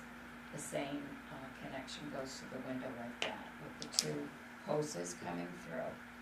That's two we have. Then I have one in my office. It works, it doesn't really work great, let's put it that way. The next one we have a big one in the front office, on the window that is closest to the road, that is directly behind one of the desks. And then we have an option of putting one in Jessica's window, but we don't put that in there because it just blows on her like the one in the front office. Blows on the desk there, and then we have one in the back room, in the front room, where the code office is. And so, that's how many air conditioners we have in here. The problem with the air conditioners, with the noise from the street and the air conditioners have to be shut off more than they're on, because you can't hear when you're on the phone or when someone's in your office. They don't produce the coolness that you really need. And so the front office today was extremely hot all day long because the girls had the air conditioner off. Because when it's busy and there are a lot of customers and the phone rings, you can't hear, so they shut it off, turn it on. I do the same thing in my office. So we thought if we had heat pumps, they would be more efficient, more effective, and we wouldn't have to have all of the air conditioners in the windows. So that's why I met with Brody Thompson, and he gave me that quote. And then I remembered Efficiency Maine, but the rebate from them is not as good as LED lights. So the reason that I believe that we need heat pumps here, we need to replace the air conditioning that we have here.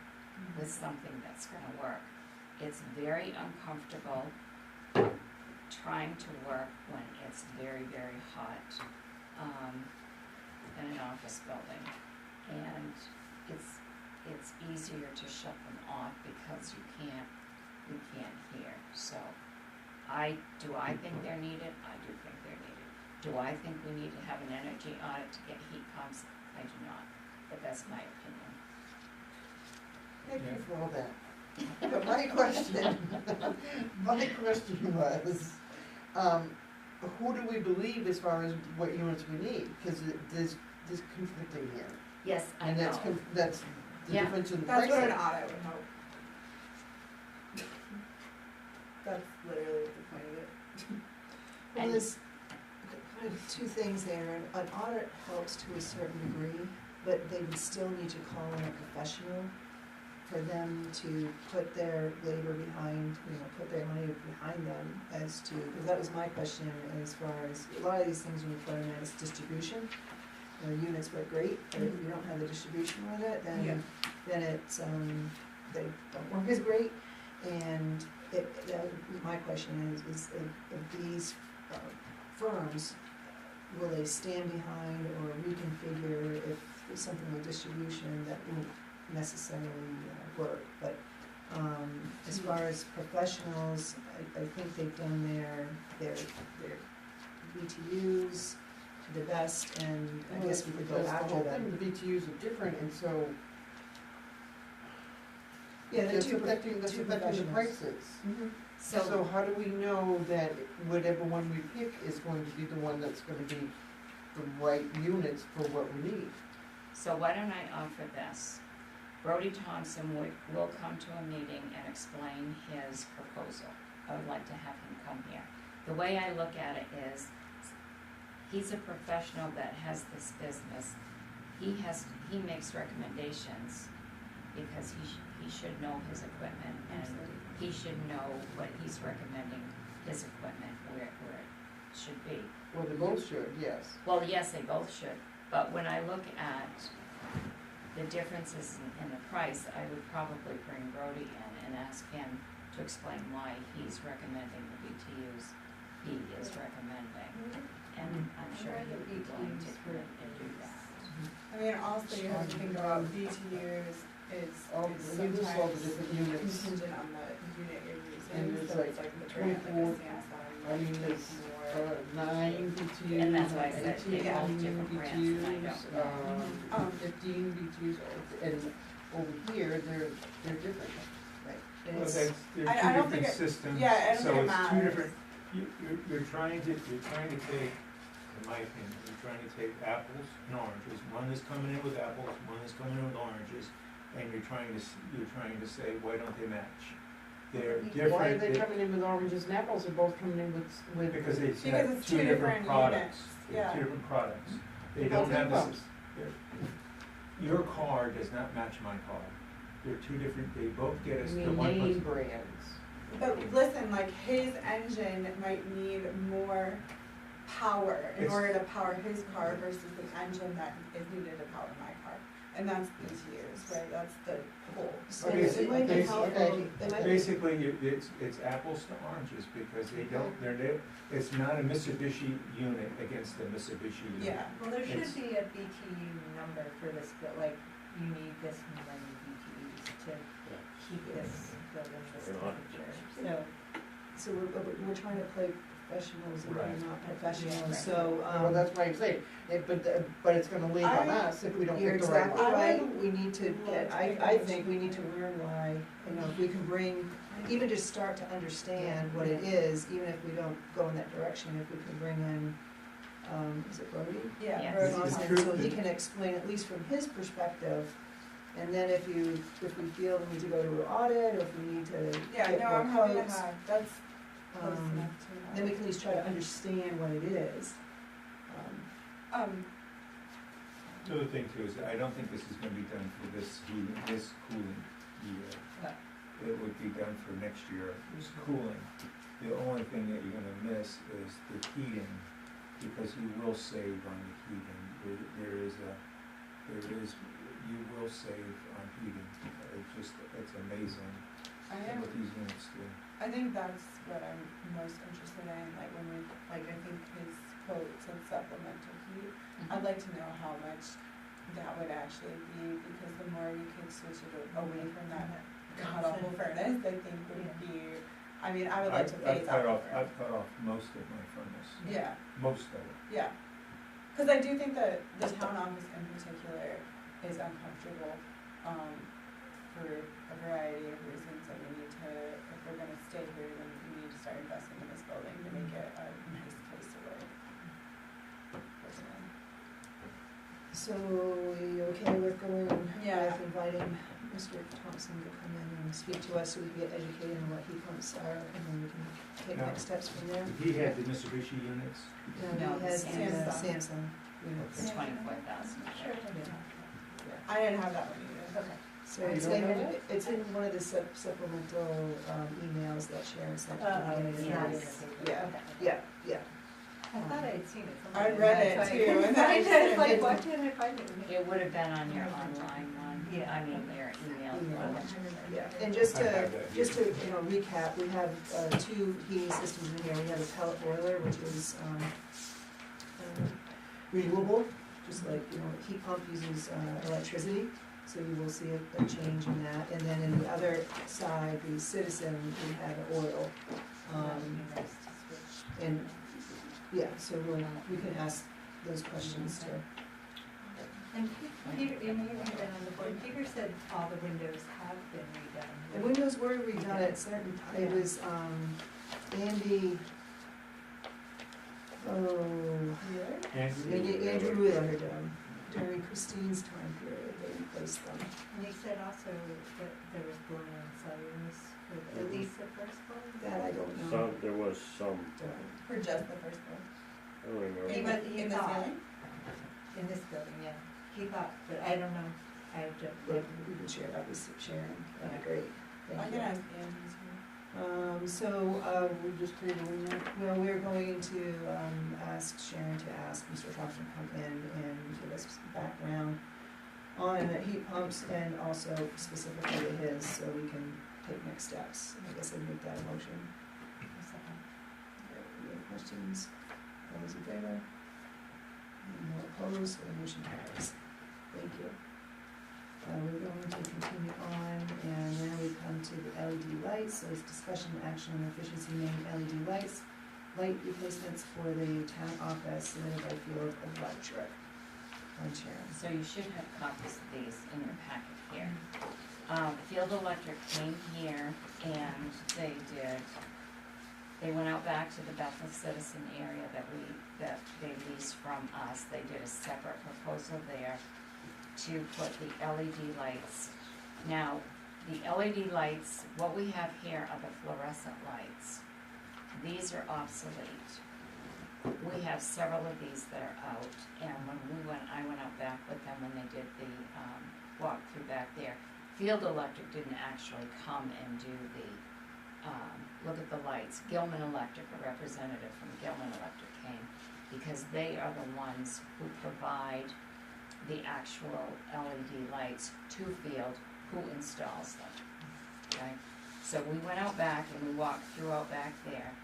The overall total for replacing LED lights in the Citizen portion is $2,610.25. We would, Field Electric would be paid by Efficiency Maine $1,358. So the cost to the town would be $12.25 to replace all of the 12 LED lights that are in the 12 fluorescent lights with LEDs that are in the Citizen office. So that's their first cost.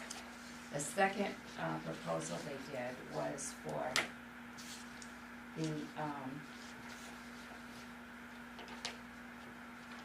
the town office. We have 43 of these in the ceiling here. We have a lot that are out, but we can't get replacements because they're obsolete. And I actually had, the electrical company in Flanders come first. And they went through, so we were looking at over $30,000 to replace all of these. So that's when I contacted Efficiency Lean.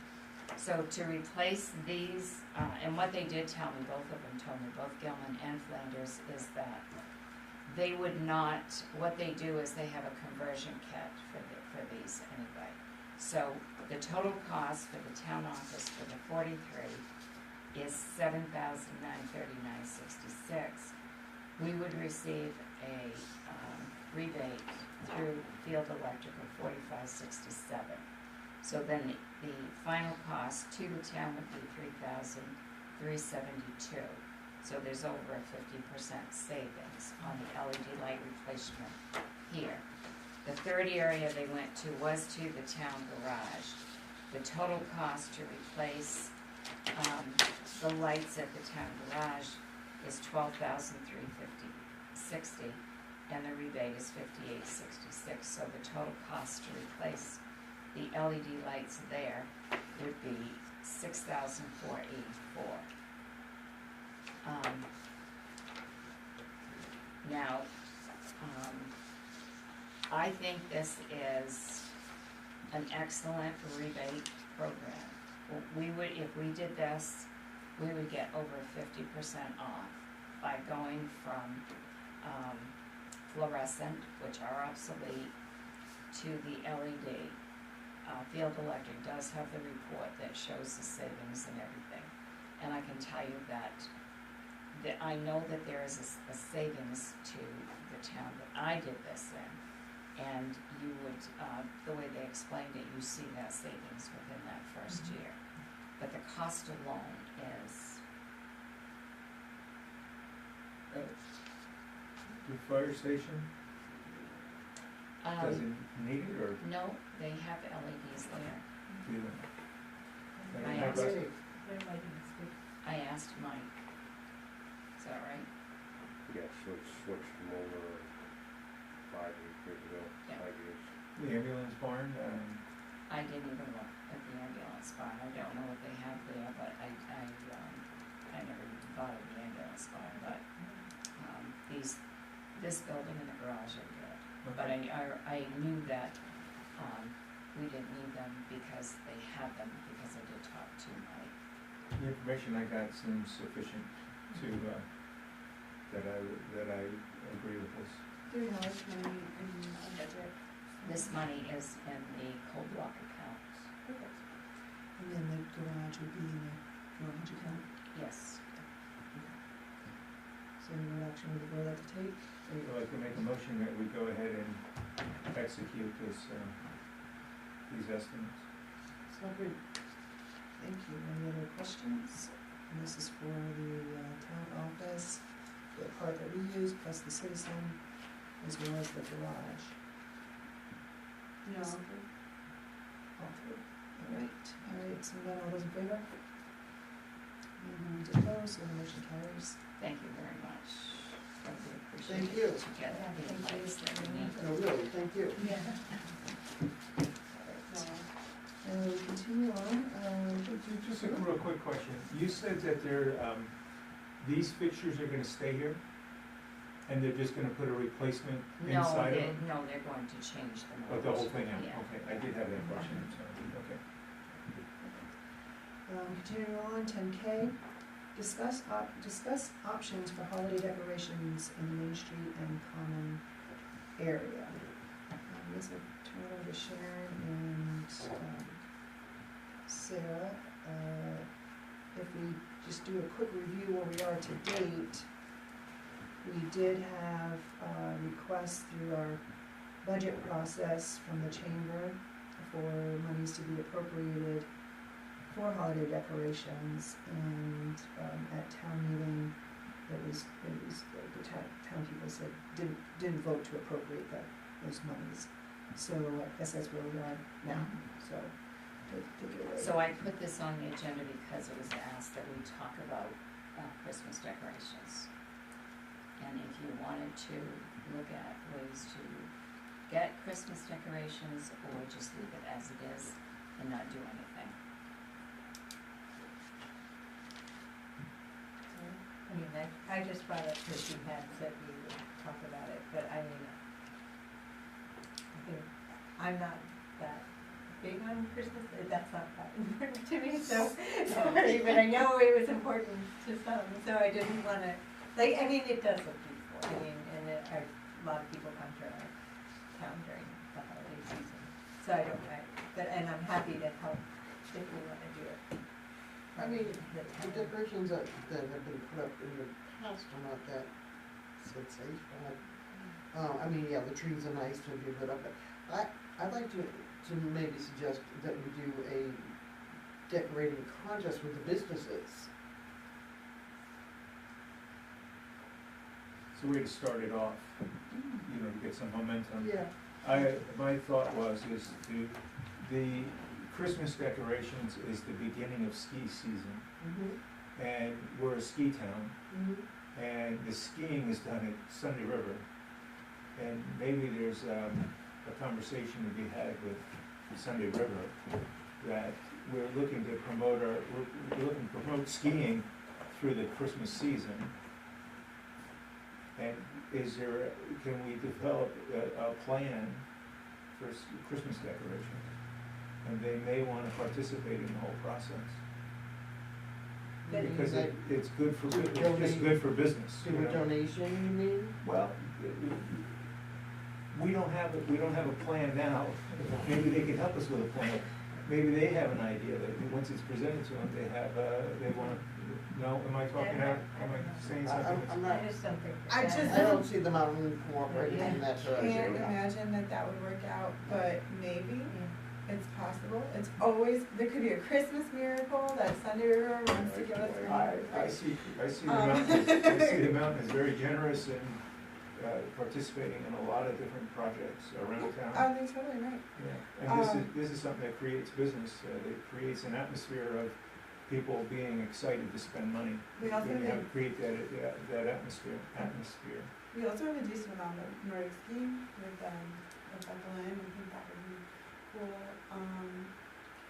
Well, we don't have a budget for it. Yeah, I guess that's my question is like, so in the past, we've given $4,000 to the chamber to carry out decorating the town, correct?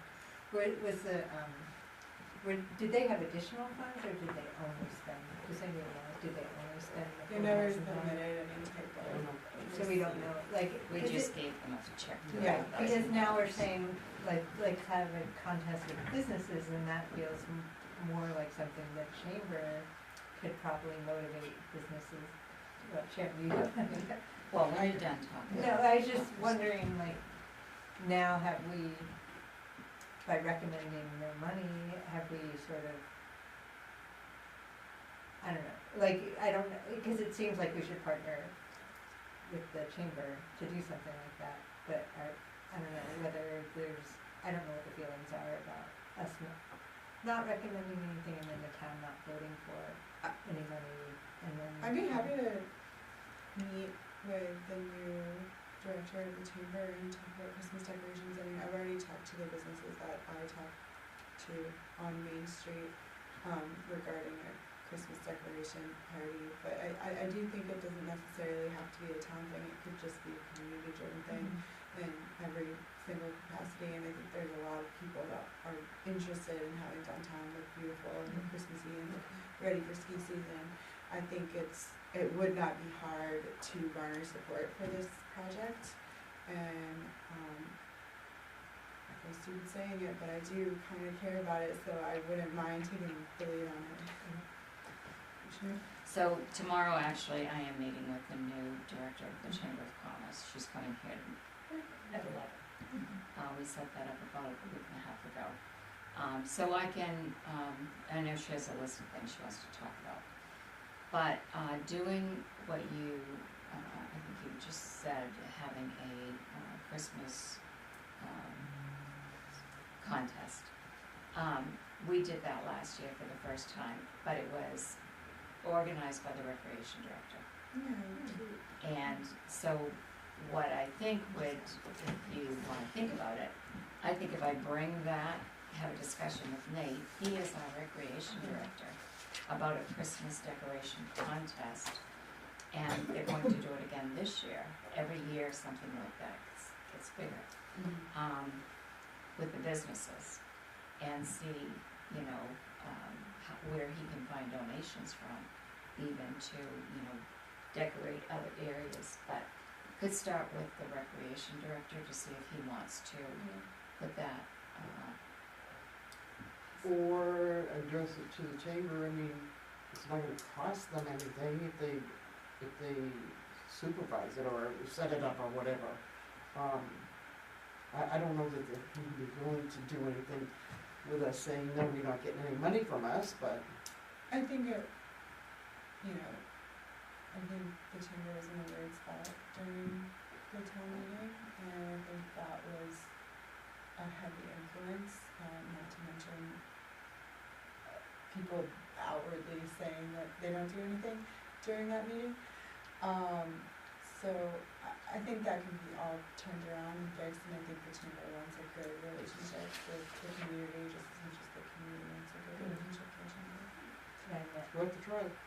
Yeah, so it sounds like my thing is so much stuff on our plate, and I wanna be a participant in the community, and I like the holiday, But take it from the decorations. other I was end. the lone vote, if you remember, to do it. I do. But, I also don't wanna have this, so much, I don't wanna have the town manager's time consumed with it. But, it sounds like a happy medium is seeing where the chamber feels on it, having a conversation, and if it's something they might wanna work with us on, and if Nate wants to jump in, it sounds like it could be a win-win. If you don't mind carrying that conversation. no, I mean, I'm gonna meet with her tomorrow, because she called me and wanted to set up a meeting, so we set tomorrow up. And then I can meet with Nate. I don't really need another project.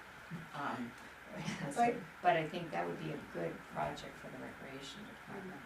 I do truly think it would be an easy one to organize outside of the bounds of the town office. I do not think you need to take this on your plate, and Oh, I don't want you. I don't think Nate needs to. I don't think it needs to have anything to do with the town office this year. I think we can make it work as a community this year, which actually might help the community quite a bit, considering. But somebody has to organize it. It needs to be the point person, and maybe once you talk with her, you'll find out, maybe they would be the point person and Just want, organize you it, know, right. It might be. Has Bethel ever had a Christmas parade with Santa and all? yeah, we used to, There is a fruit every year, yeah, the jingle bell. yeah, oh, okay. I'm just gonna break for a second, Yeah. Jimmy, do you have something? So the community, when during budget and town meeting and all that, there was a lot of community people that said that they were interested in doing it, so it's not gonna have to fall. Yeah. But I think if I remember it, the chamber, we're gonna have to look into this, but all that stuff we already, according to the chamber, we own, the town owns all those decorations. Exactly. So there's a lot of that stuff is already just sitting there You just need somebody to put it up. that, well, it's putting up and take it off the chamber plate, but it's, we don't need to reinvent the wheel, stuff is there to Right, get and- started.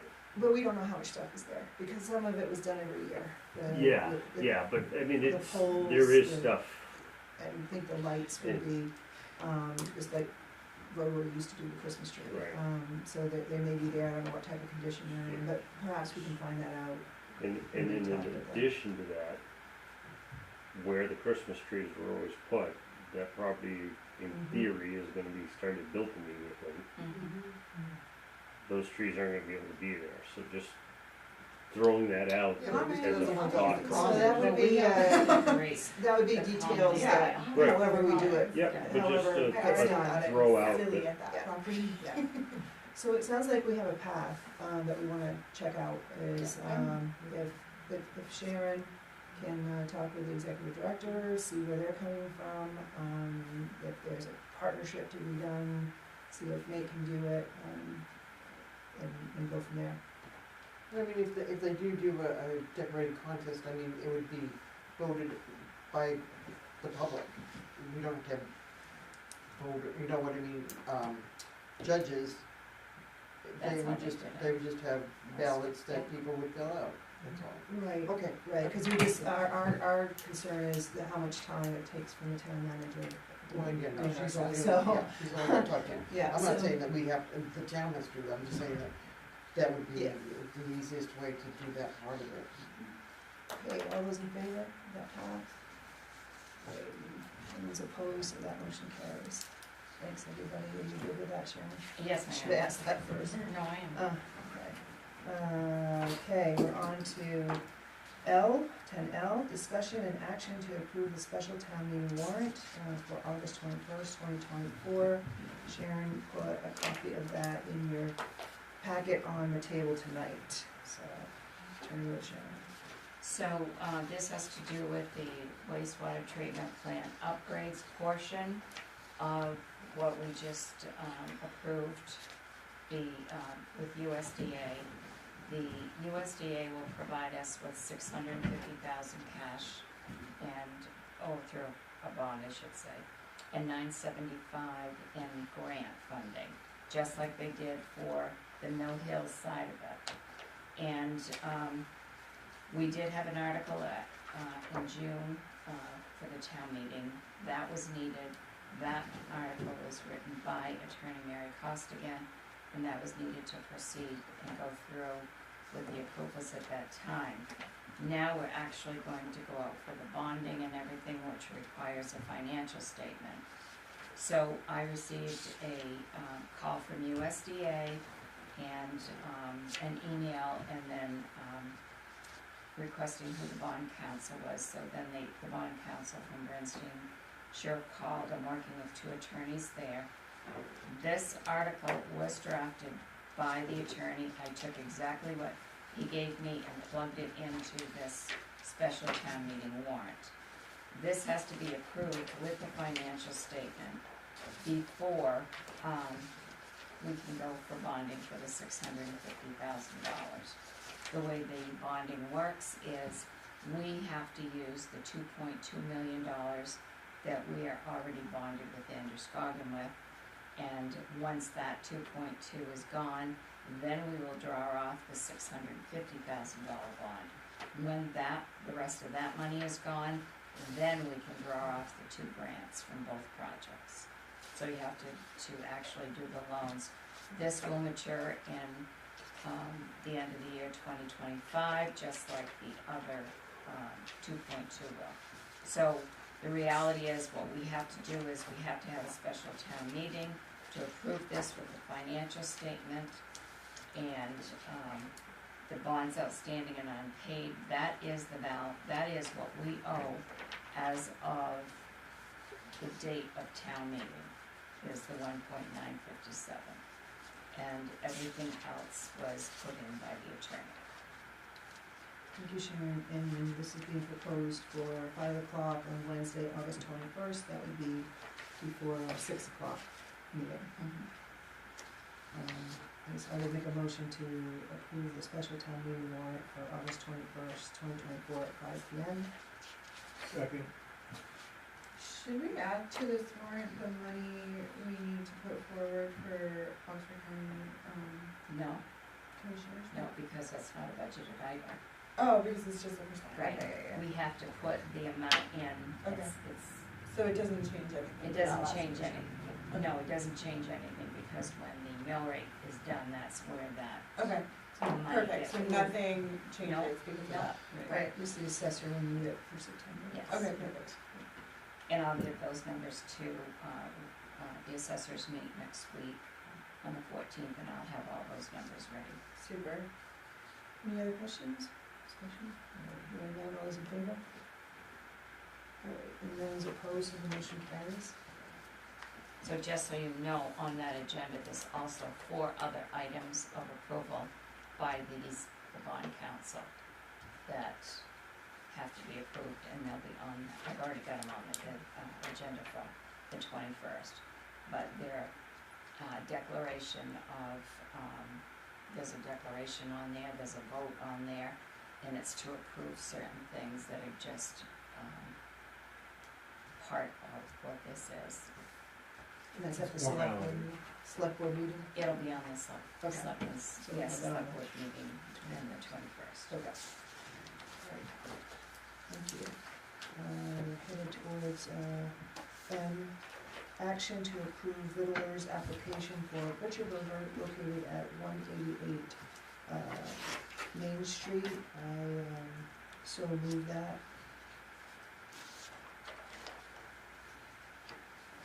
I'll second, sorry, I was trying to read this note and understand what it means. Yeah, you know that. Which note? This little guy right here? Oh, that was the, working on it was the name of the company that he gave me. Oh, Yeah, it's funny. That okay. cleaned I was like, his, that feels, that had cleaned his grease traps and stuff. okay, And they were working on getting a receipt from them. Oh, Working on their got it, receipt. working on, But they- got it. But they gave me a date and a time, they said, I can even give you the phone number of the company. But I said I didn't think I needed that, I would put it in, and he was working on getting, a physical piece of paper. That's what we were planning. Thank you. But Is he everything, did get it clean. is everything else in order? the 60 seats, does that include the outside seating too? I cannot answer that. Definitely. Yeah, I was Or surprised is it it- said 60, Yeah, I don't see 60 inside. We must include the outside. What do you think, if they have 1, 2, 3? I mean, this is all provided by the business owner. Definitely outside. Can you To actually, have 60 people, occupancy 60, how much does the Chinese restaurant have and how much parking do they have? We don't even like winter parking.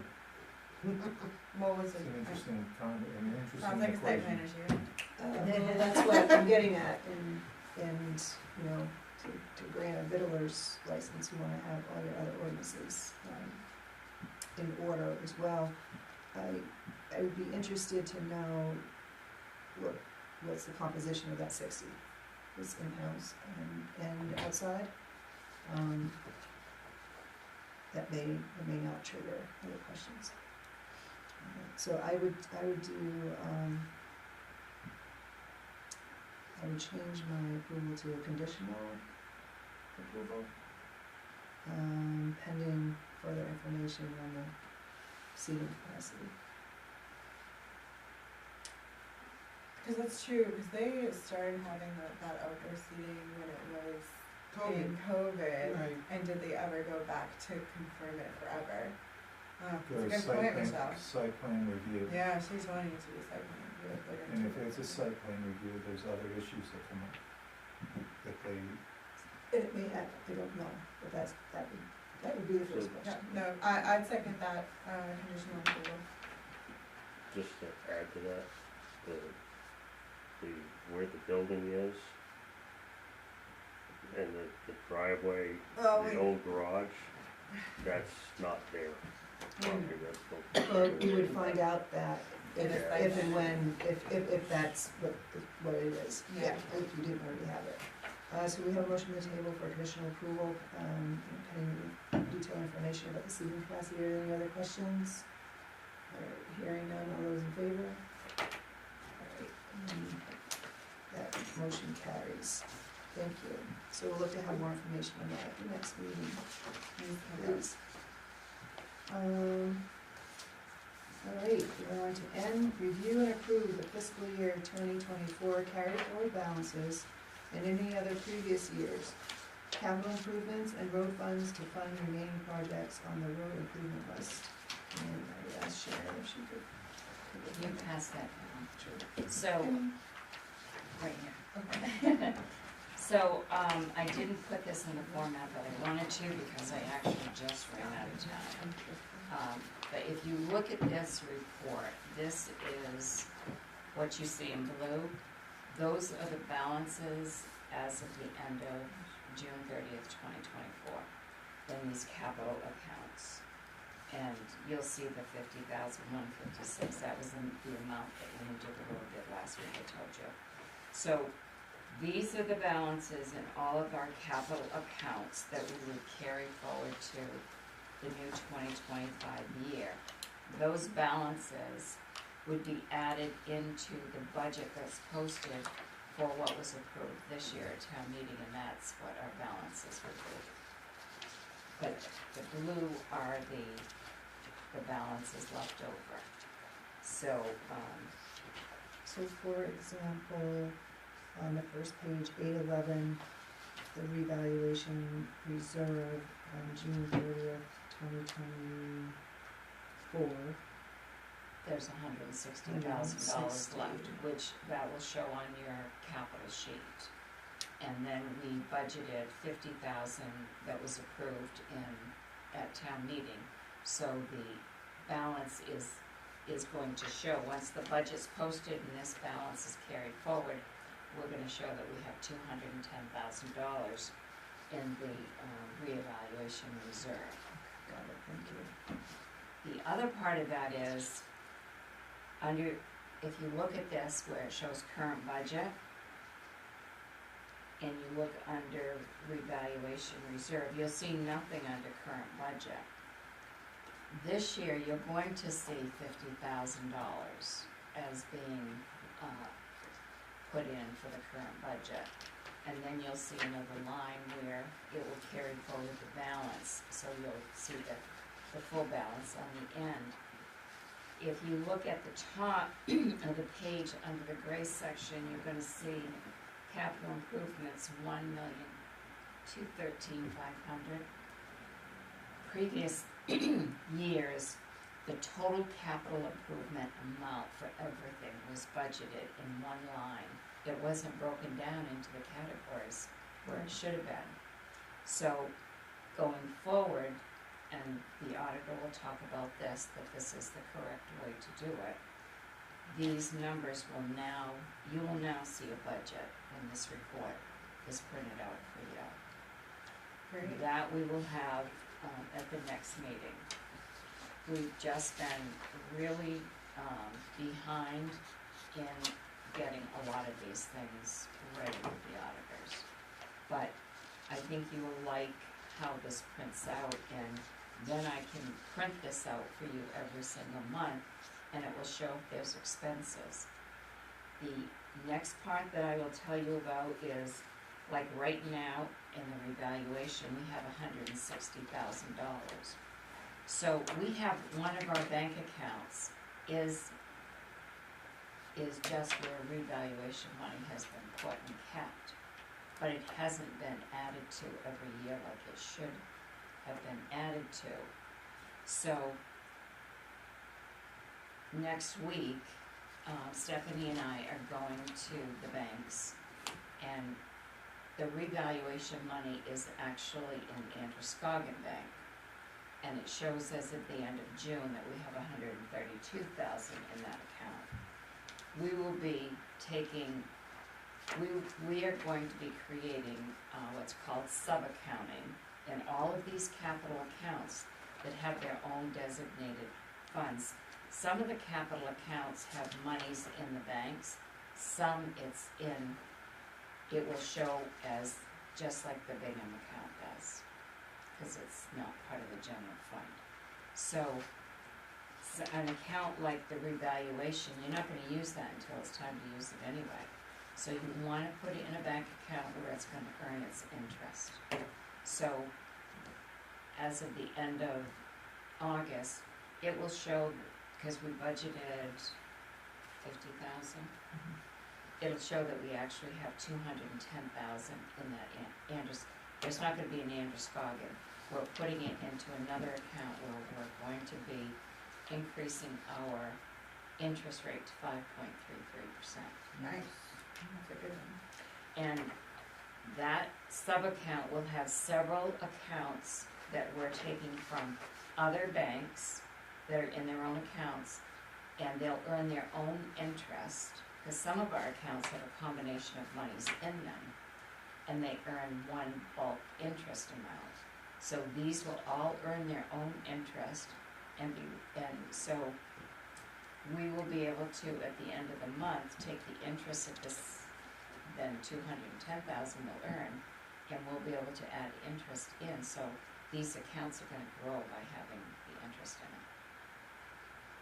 So we're essentially going to, we're now at the point of now that we organized the books, Yeah. we're now gonna organize our cash Mhm. to match the books. Yes. Yeah. I have a question. So you have some capital improvement corrections listed, and I'm gonna assume that the DPW truck one money was put into the public works truck reserve. Was that just an adjustment? It was put in a Wrong account. Where you see most of these. I see one coming in, one going out, It's so then, because they were put in the wrong accounts. that makes sense. So the one that I was interested in, cause those two kind of balance out. Yeah. Where did the 52,230 as a debit, so was that something that was just supposed to be charged in this account that never What got page is charged? that on? It got, page Two. 2, and we can use mine if you want. It's pathway extensions, it's the third item listed as an expenditure at the end of February. So it's just a debit, but it says a correction, so I'm expecting to see it being credited to another account, unless it's actually an expense. It wasn't supposed to be put there. Okay. It's right, see, it's right here. Mm-hmm. So- Oh, It's offsetting. there, it's offsetting It's that one. offsetting, Okay, yep, I didn't look So, up. yeah, so this is the actual balance. Okay, perfect. So, yeah, And where is, so was that supposed to be anywhere, or was it just a weird no, it was, something? it was, A designated for something? some were incorrect entries, Mhm. so they were, a correction had to be done to offset it. Okay. Yep, no, I'm happy with that. And sometimes expenses were put into the wrong account, so an AP correction was done to take it out of that. You'll see that like up here with the, on page 1, Mm-hmm. where the, and under Richard Douglas, the 164150 and the 1176, Yeah. those were entered in the wrong accounts. So when you go through at the end of every month and you look at, department has look at where their invoices are supposed to be, and that's when we find. So it's like getting mistakes. charged to capital as opposed to getting charged to To the whatever the expense, budget item yes. was. Okay, got it. Thank So you. those are fixing. Awesome, looks like our little finance director's been very busy. So, I have a question on third page. 84, Public Works truck number 7, which we bought, right? Mhm. So there's just a balance of 227 spot 10, which is great, we came in within budget. I don't really see a need to carry forward the 227 spot 10, can we just let it go to designated? Unless this hasn't been closed out yet. No, none of this has been closed out yet, but in order to close out an amount to undesignated, that would have to be done by a vote of the voters.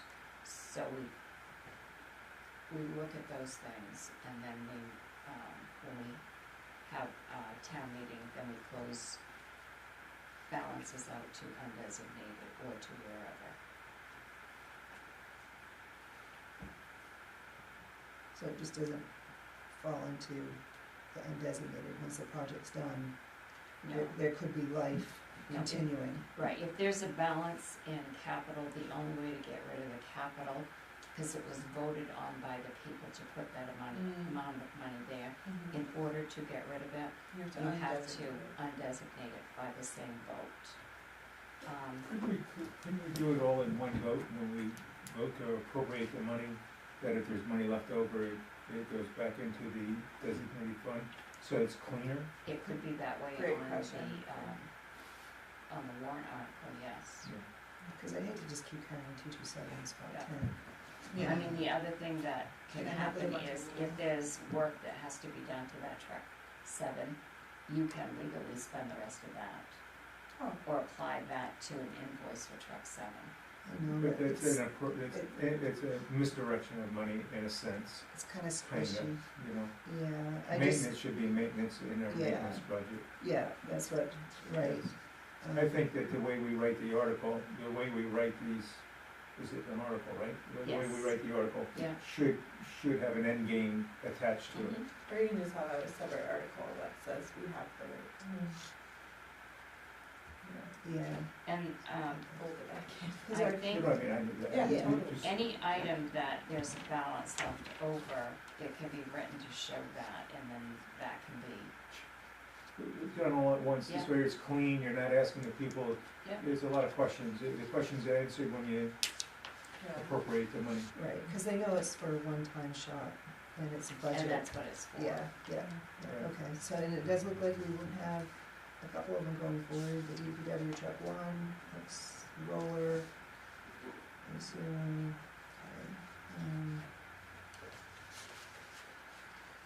okay, alright, so given that explanation, some of the things like the transfer station, And I would have to look and see what that was for, to see if that has all been spent, and I can do that. and like the pumper reserve, looks like it's $13.97. Okay. And also on the ball fields, I have no idea what that project was. So that project was, Jerry Crockett could probably share some more. There was a envision that the ball fields across from the American Legion on Orange Street, Yes, I remember, yes. would become ball fields Yeah. to be developed from the private sector, not the public to be developing it.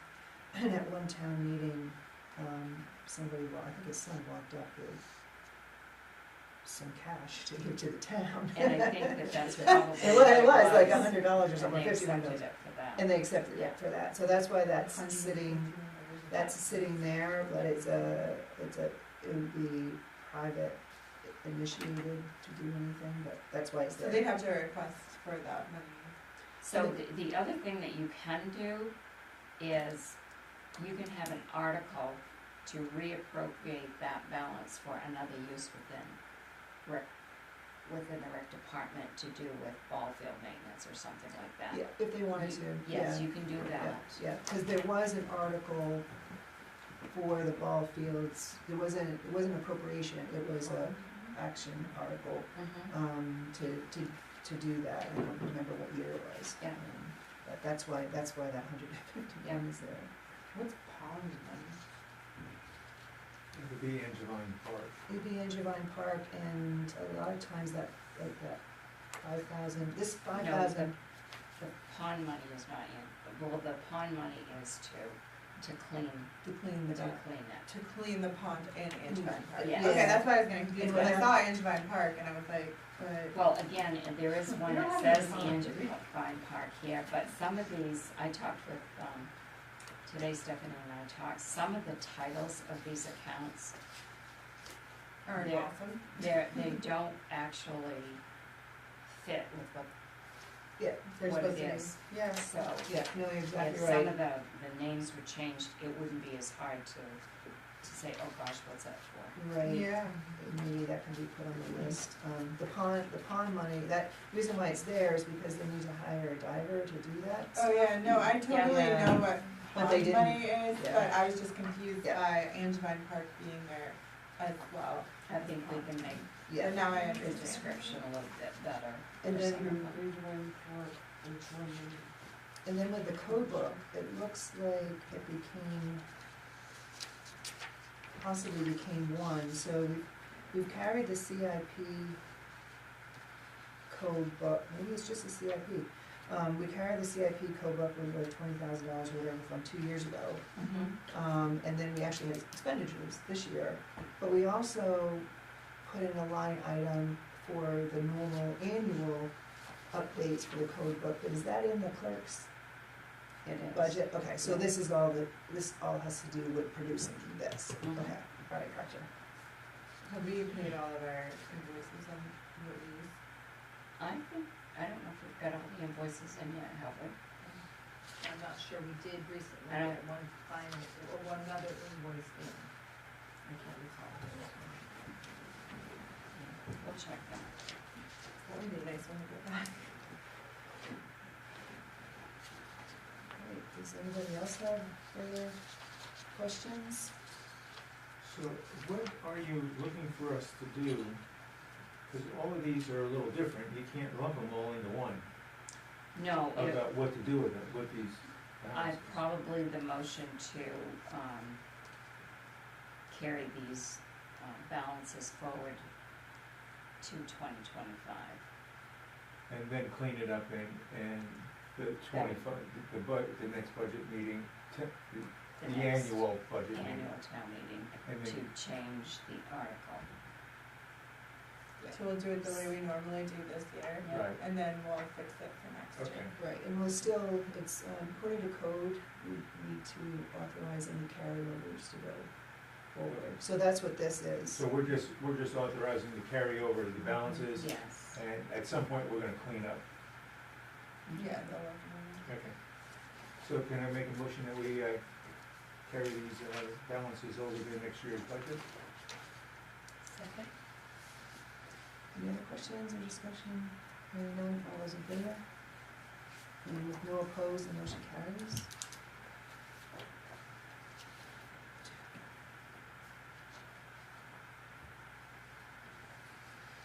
Thank you, Sharon, again. 10O, review the list of overdrafts to town accounts as of June 30th, 2024, that will be appropriated from the undesignated fund balance. This was something that was new this year. We had in our warrant an article that the townspeople approved. First, we had the article that ratified that there were no overdrafts at the time of the town meeting, and also to see if the town will appropriate from undesignated fund balance the overdrafts to town accounts as of June 30th, 2024. So, thank you, Sharon. Okay. The, I didn't bring that printout with me, but there were, general assistance was overdrawn by $17 and change. What? I said, I'll pay it. The, solid waste department is overdrafted by, 75,000. And the, administration account by 85,000.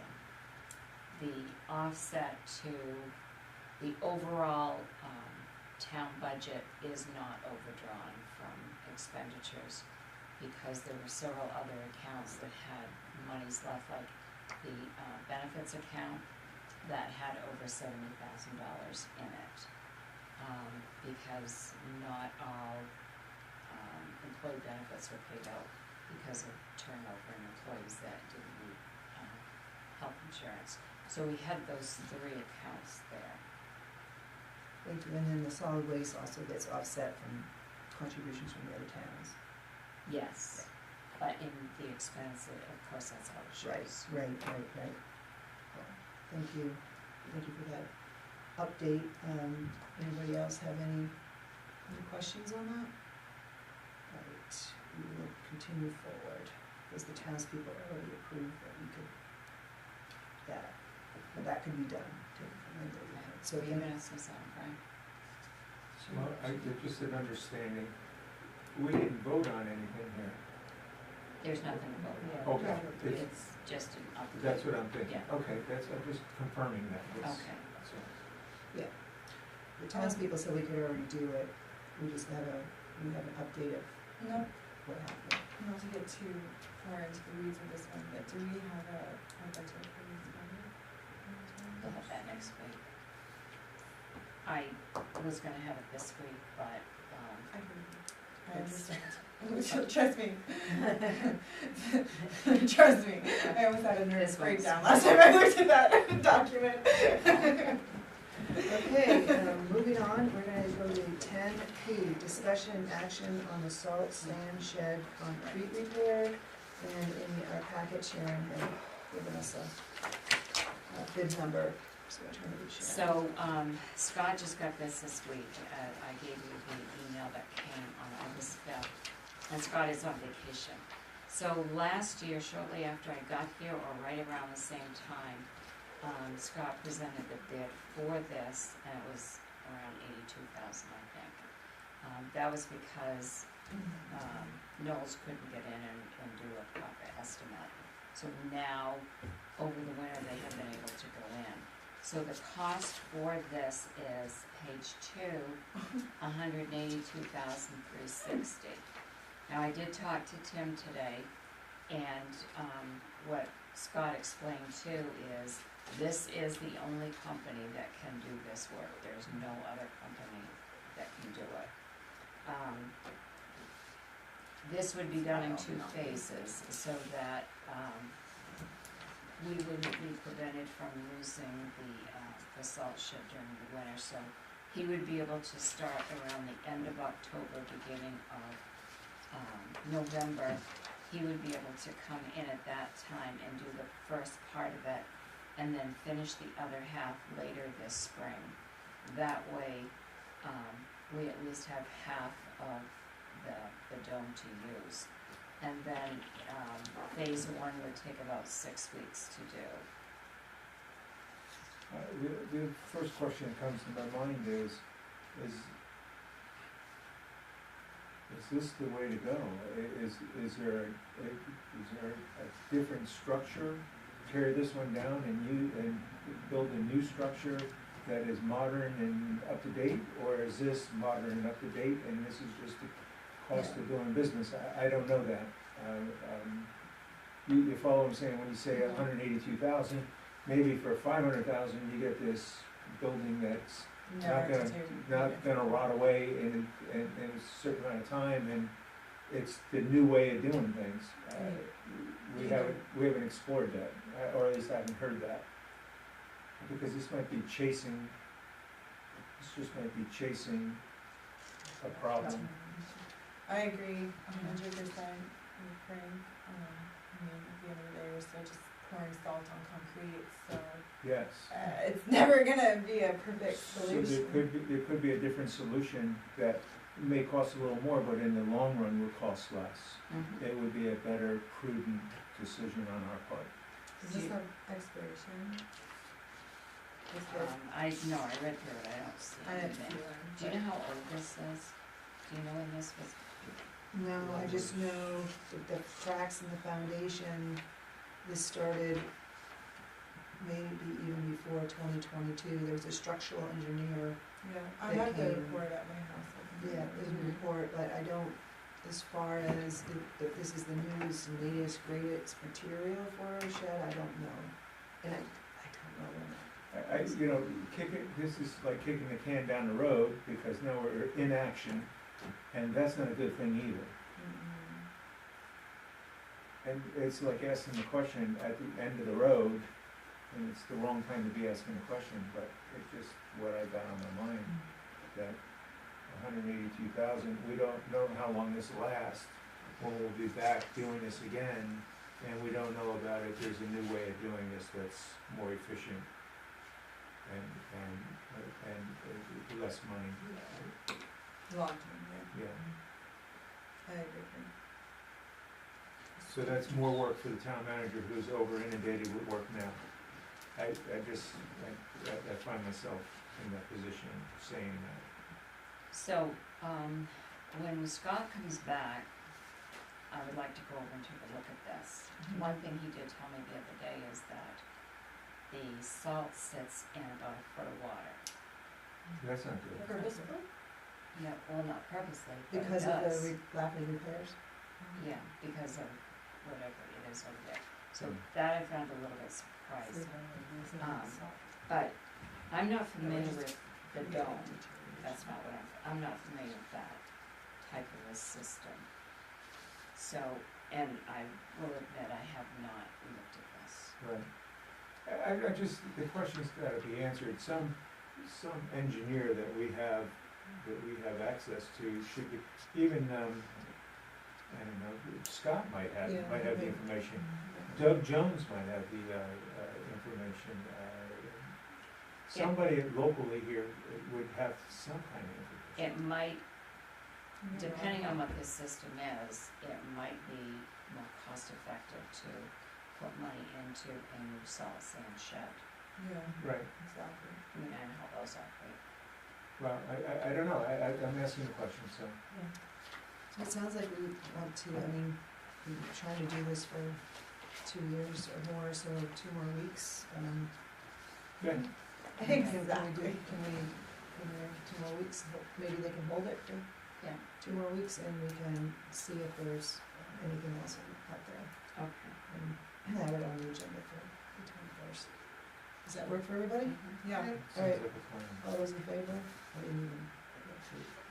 Just, Great motion. I mean, was there, did someone, motion, okay. I'll second, yeah. thank you. Good vote. Yeah, to add something to Yeah, this- that. No, Jim. I'm sorry, Jim? It's okay. I was trying to pull up the dates, but I can't find it quickly. It wasn't too far after town garage moved over there, but a bunch of them went in at the same time.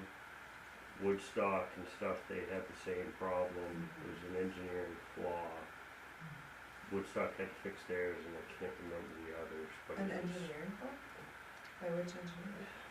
I say engineering flaw, it was, Something the to do with the construction. concrete cracked on Oh, I structural, do. on all of them, so it wasn't just ours that had that problem. It was in several.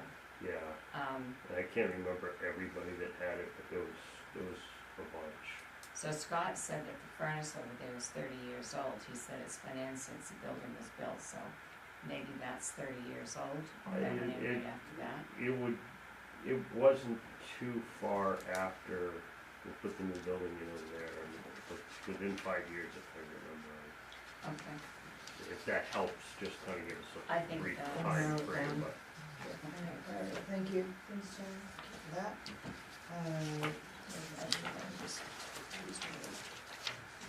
So now we turn the page and we are with the warrants.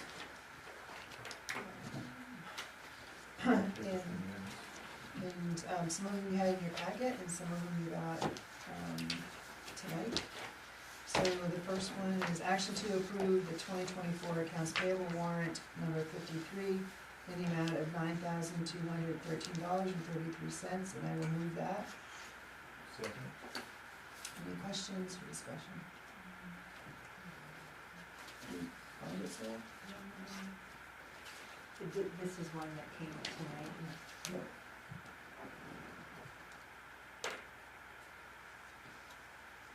Warrant 53. We're good? All right, all those in favor? And there's no one opposed, so that passes unanimously, thank you. Action to approve 2025 accounts payable warrant number 16 in the amount of $162,721.06, and I will move that. Second. Any questions?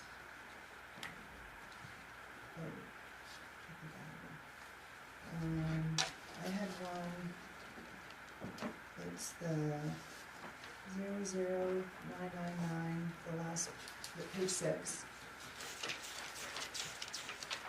Add the auto sales and service, it looks like maybe a rescue vehicle had to have a tow. Yes, it was towed because of the transmission blew on that.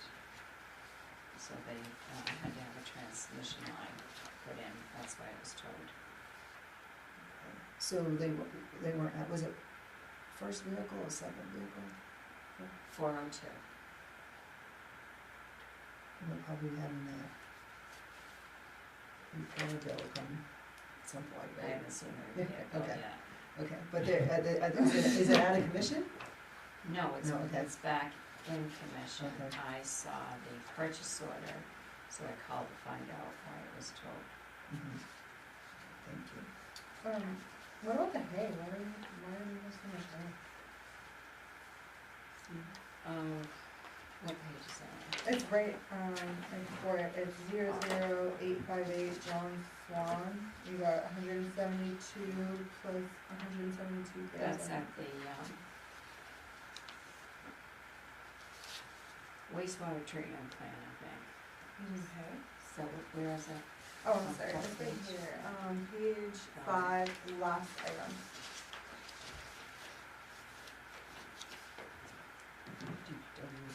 Yeah. Almost any time they have to open up Yeah, that's, something, they Oh. I don't know what they had to open up. In there. I just know I it's mean, for, if you notice, like, when you go at the intersection there at Walgreens and such, you can see this one's Public Works, but the sewer project, you see where they opened up, oh, in front of your place. Yeah. There's a swath there, so whenever they open up something and they put it back in place, they put hay down. Yeah, for Erosion grass, helps grass yeah, grow. grass Yeah. grow, yeah, that's what, Stuff like that's that. what I was thinking. Any other questions? Good hay price. I love that guy. Sarah has one question. Well, on page 3, just for the, aviation, the air, gas. the gas, we then sell that gas and make that money back up, right? Where? On number 3, we're paying That- $43,900. That, yes, to that's, fill the that's, tank. that filled the tank. I just Okay. ordered 8,500 gallons of that gas, But and that's then- the bill. People who fly in come and purchase that. And Yes. do we just make up for that cost, or do we make money on it? No, we make money on it. Okay. We do, we determine the cost that we're gonna sell it based on the cost that, we pay for it and the credit card fees, and then we, decide what we're gonna sell it for. And it's at a market price, a competitive market price. We compare with 5 other airports within our, Region. yeah. And we And- still the lowest? No, No, Really? no, no, we're right in, right, competitive, Very it's competitive, competitive, it's yeah. competitive. you don't wanna be the Let's get- lowest, Well, and we you don't used to wanna be be the very much highest. Used to the be the lowest, lowest. and the county got mad at us about it, yeah, not spending. But you wanna be, There's other implications that, yeah, not just that, Oh. they just didn't wanna give money to other airports other than their own. Oh, am I giving them a little right credit?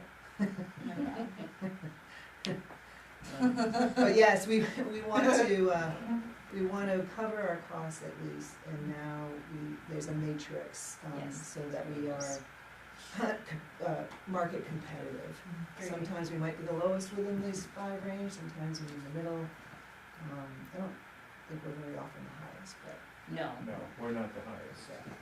but we're not, You wanna keep the price competitive, because the fuel loses its value the longer it sits out there. So, you wanna move the fuel, and Bethel moves the fuel, and it's priced competitively. Because it's been done, I think it's being done properly. yes, there was the airport committee, and Sharon worked Yes. pretty hard on that. Any other questions? All right, hearing none, all those in favor? And there's no opposed, so that motion carries. We have, C, action to approve 2025 accounts payable warrant number 14 in the amount of $2,071, and I will move that. I'll second it. Any questions? The item on page 120, at 246 USA Blue Book, 111, no nice. I was gonna say there's only one. I was like, hey, what? That's all right, you don't have any questions on that one? No. You good? All right, seeing no more questions, all those in favor? And there's no opposition, that motion carries. We are on to 11D, action to approve 2025 accounts payable warrant number 17 in the amount of $396,387.09. And I'll move that. Second. Okay, now. Okay, first page, 246 USA Blue Book, what is that? says DP, It's DPD dispenser and buffer. It's probably something for the wastewater, yeah, wastewater. Like buffer. This Bluebird. Mhm. Yeah. No, Public Works. I can't find it, is it under, Page one. oh, I see, In the that's a middle. company. Company name. Oh, okay. That's the okay. name of the company. The bold is the name of the company that the bill is Mhm. paid Look for, up and it for- was for hundred and Looking up sixty-four car dollars. prices, okay, never mind. Okay, Thank you. all right. I had a question on page 2 for the US Postal Service. A PO box fee is $352 a year. Yes, we pay, we have a PO box here, for the town office, and that's the cost per year. Is that a year or, that's a year? That's a year. Well, they must have a bigger box. And they Yeah. do. Oh, It yeah. all Yes, depends on the yes, size. it's a big box. Oh, okay. We Okay. pay Oh, to- you're everyone's Yeah, it's a better. big box, it's a business, it's for business and it's big. Maybe that's the biggest kind. Any other questions? Hearing none, all those in favor? And there's no opposition, motion carries. I wanted to thank, you also, I think you have in your packet, is a copy of the payroll warrant. We asked that a copy of it be put in your packet when it's authorized, so thank you very much for doing that. We're on to select board items. Anybody have any items? Question is to, I forgot it. Oh, where we, have we got anything back from the citizens to any decision that they've made? They are not interested at this time in moving. I did offer them, the Public Works trucks if they wanna move, because they said a move is, there's a lot of work to moving, et cetera, so I said, well, we can help with that if you decide We'll move you. going forward, to move you, but right now they are not interested. And the lawyer did say that there's nothing that we can do to, change our lease unless they default. Oh, really? Oh. And it's good for another 4 years, is it now, or 5 Yeah. still? Well, it was renewed last June. So we have 2023. 4 years, yeah. Could've sworn I saw in there. And there's 60 days if there's a default, but if both parties, if there was a good reason, you can notify. I don't wanna give up. I don't wanna give up. Well, there's, And they wouldn't move into the homeowners. no, Why? Who do you even have their phone from? they will have 3 employees. They replaced, Tracy's position. Nick is still there, and they are going to be hiring, another, they have somebody temporary, for the reporter, but there will be someone there. So there'll be 3 people there. We have 7 here, so that's 10. Just to add to that, I've met with the representative from the Auburn office from Northeast Bank about the parking lot. Because there's questions about who actually does own that parking lot from boundary to boundary. I know that was discussion that came up with Wade. And Steve Batchelder met with me, Courtney, and Scott last week, because we have drainage problems here. And I had Scott look at that, because I figured we needed to fix it. So someone came here, but after reading the deed, I realized that I had to contact the bank. So I contacted Steve. He did come here. He told me he can't actually tell me who owns from what point to what point.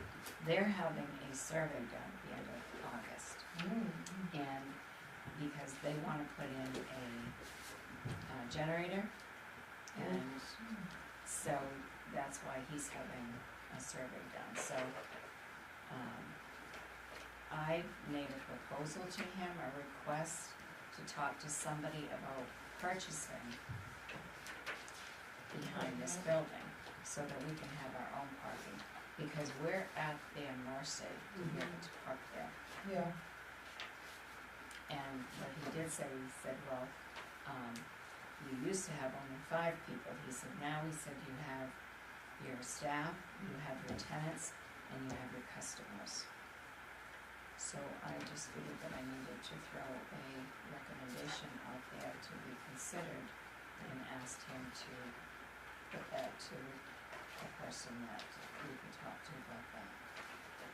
And did the sale go through for the conference center? It has not closed yet. Lee called me actually 2 days ago, and their closing, he said, had been moved up now 2 weeks. So he said he'd keep me updated. Well, I can't understand how that closing could go through if there isn't boundaries. That's probably the problem. That's That's the problem, but if the bank doesn't know, then how is he gonna close on properties that he doesn't know if he owns or not? Well, he may not, I don't know if he's financing, usually when you're financing, you need a survey and such, maybe he's not financing it, I don't know. But the bank will know what they actually own. Because one thing he said, Steve said was, he said, well, you have a 10-foot maintenance easement. That's not listed like that in the deed. 10 foot puts you in the road, puts you in the driveway. Yeah. So there's no easement. No, and I mean, as far as being ADA compliant, that walkway is not, and I pointed that out to him because 5 feet is what's needed. I mean, that, some areas is just a little over the rate. So what I told him was, I said, now that I know that this is your property, because apparently, according to the deed, we just own what we sit on. So I said, do we own where that bulkhead is? Because that's not part of the building.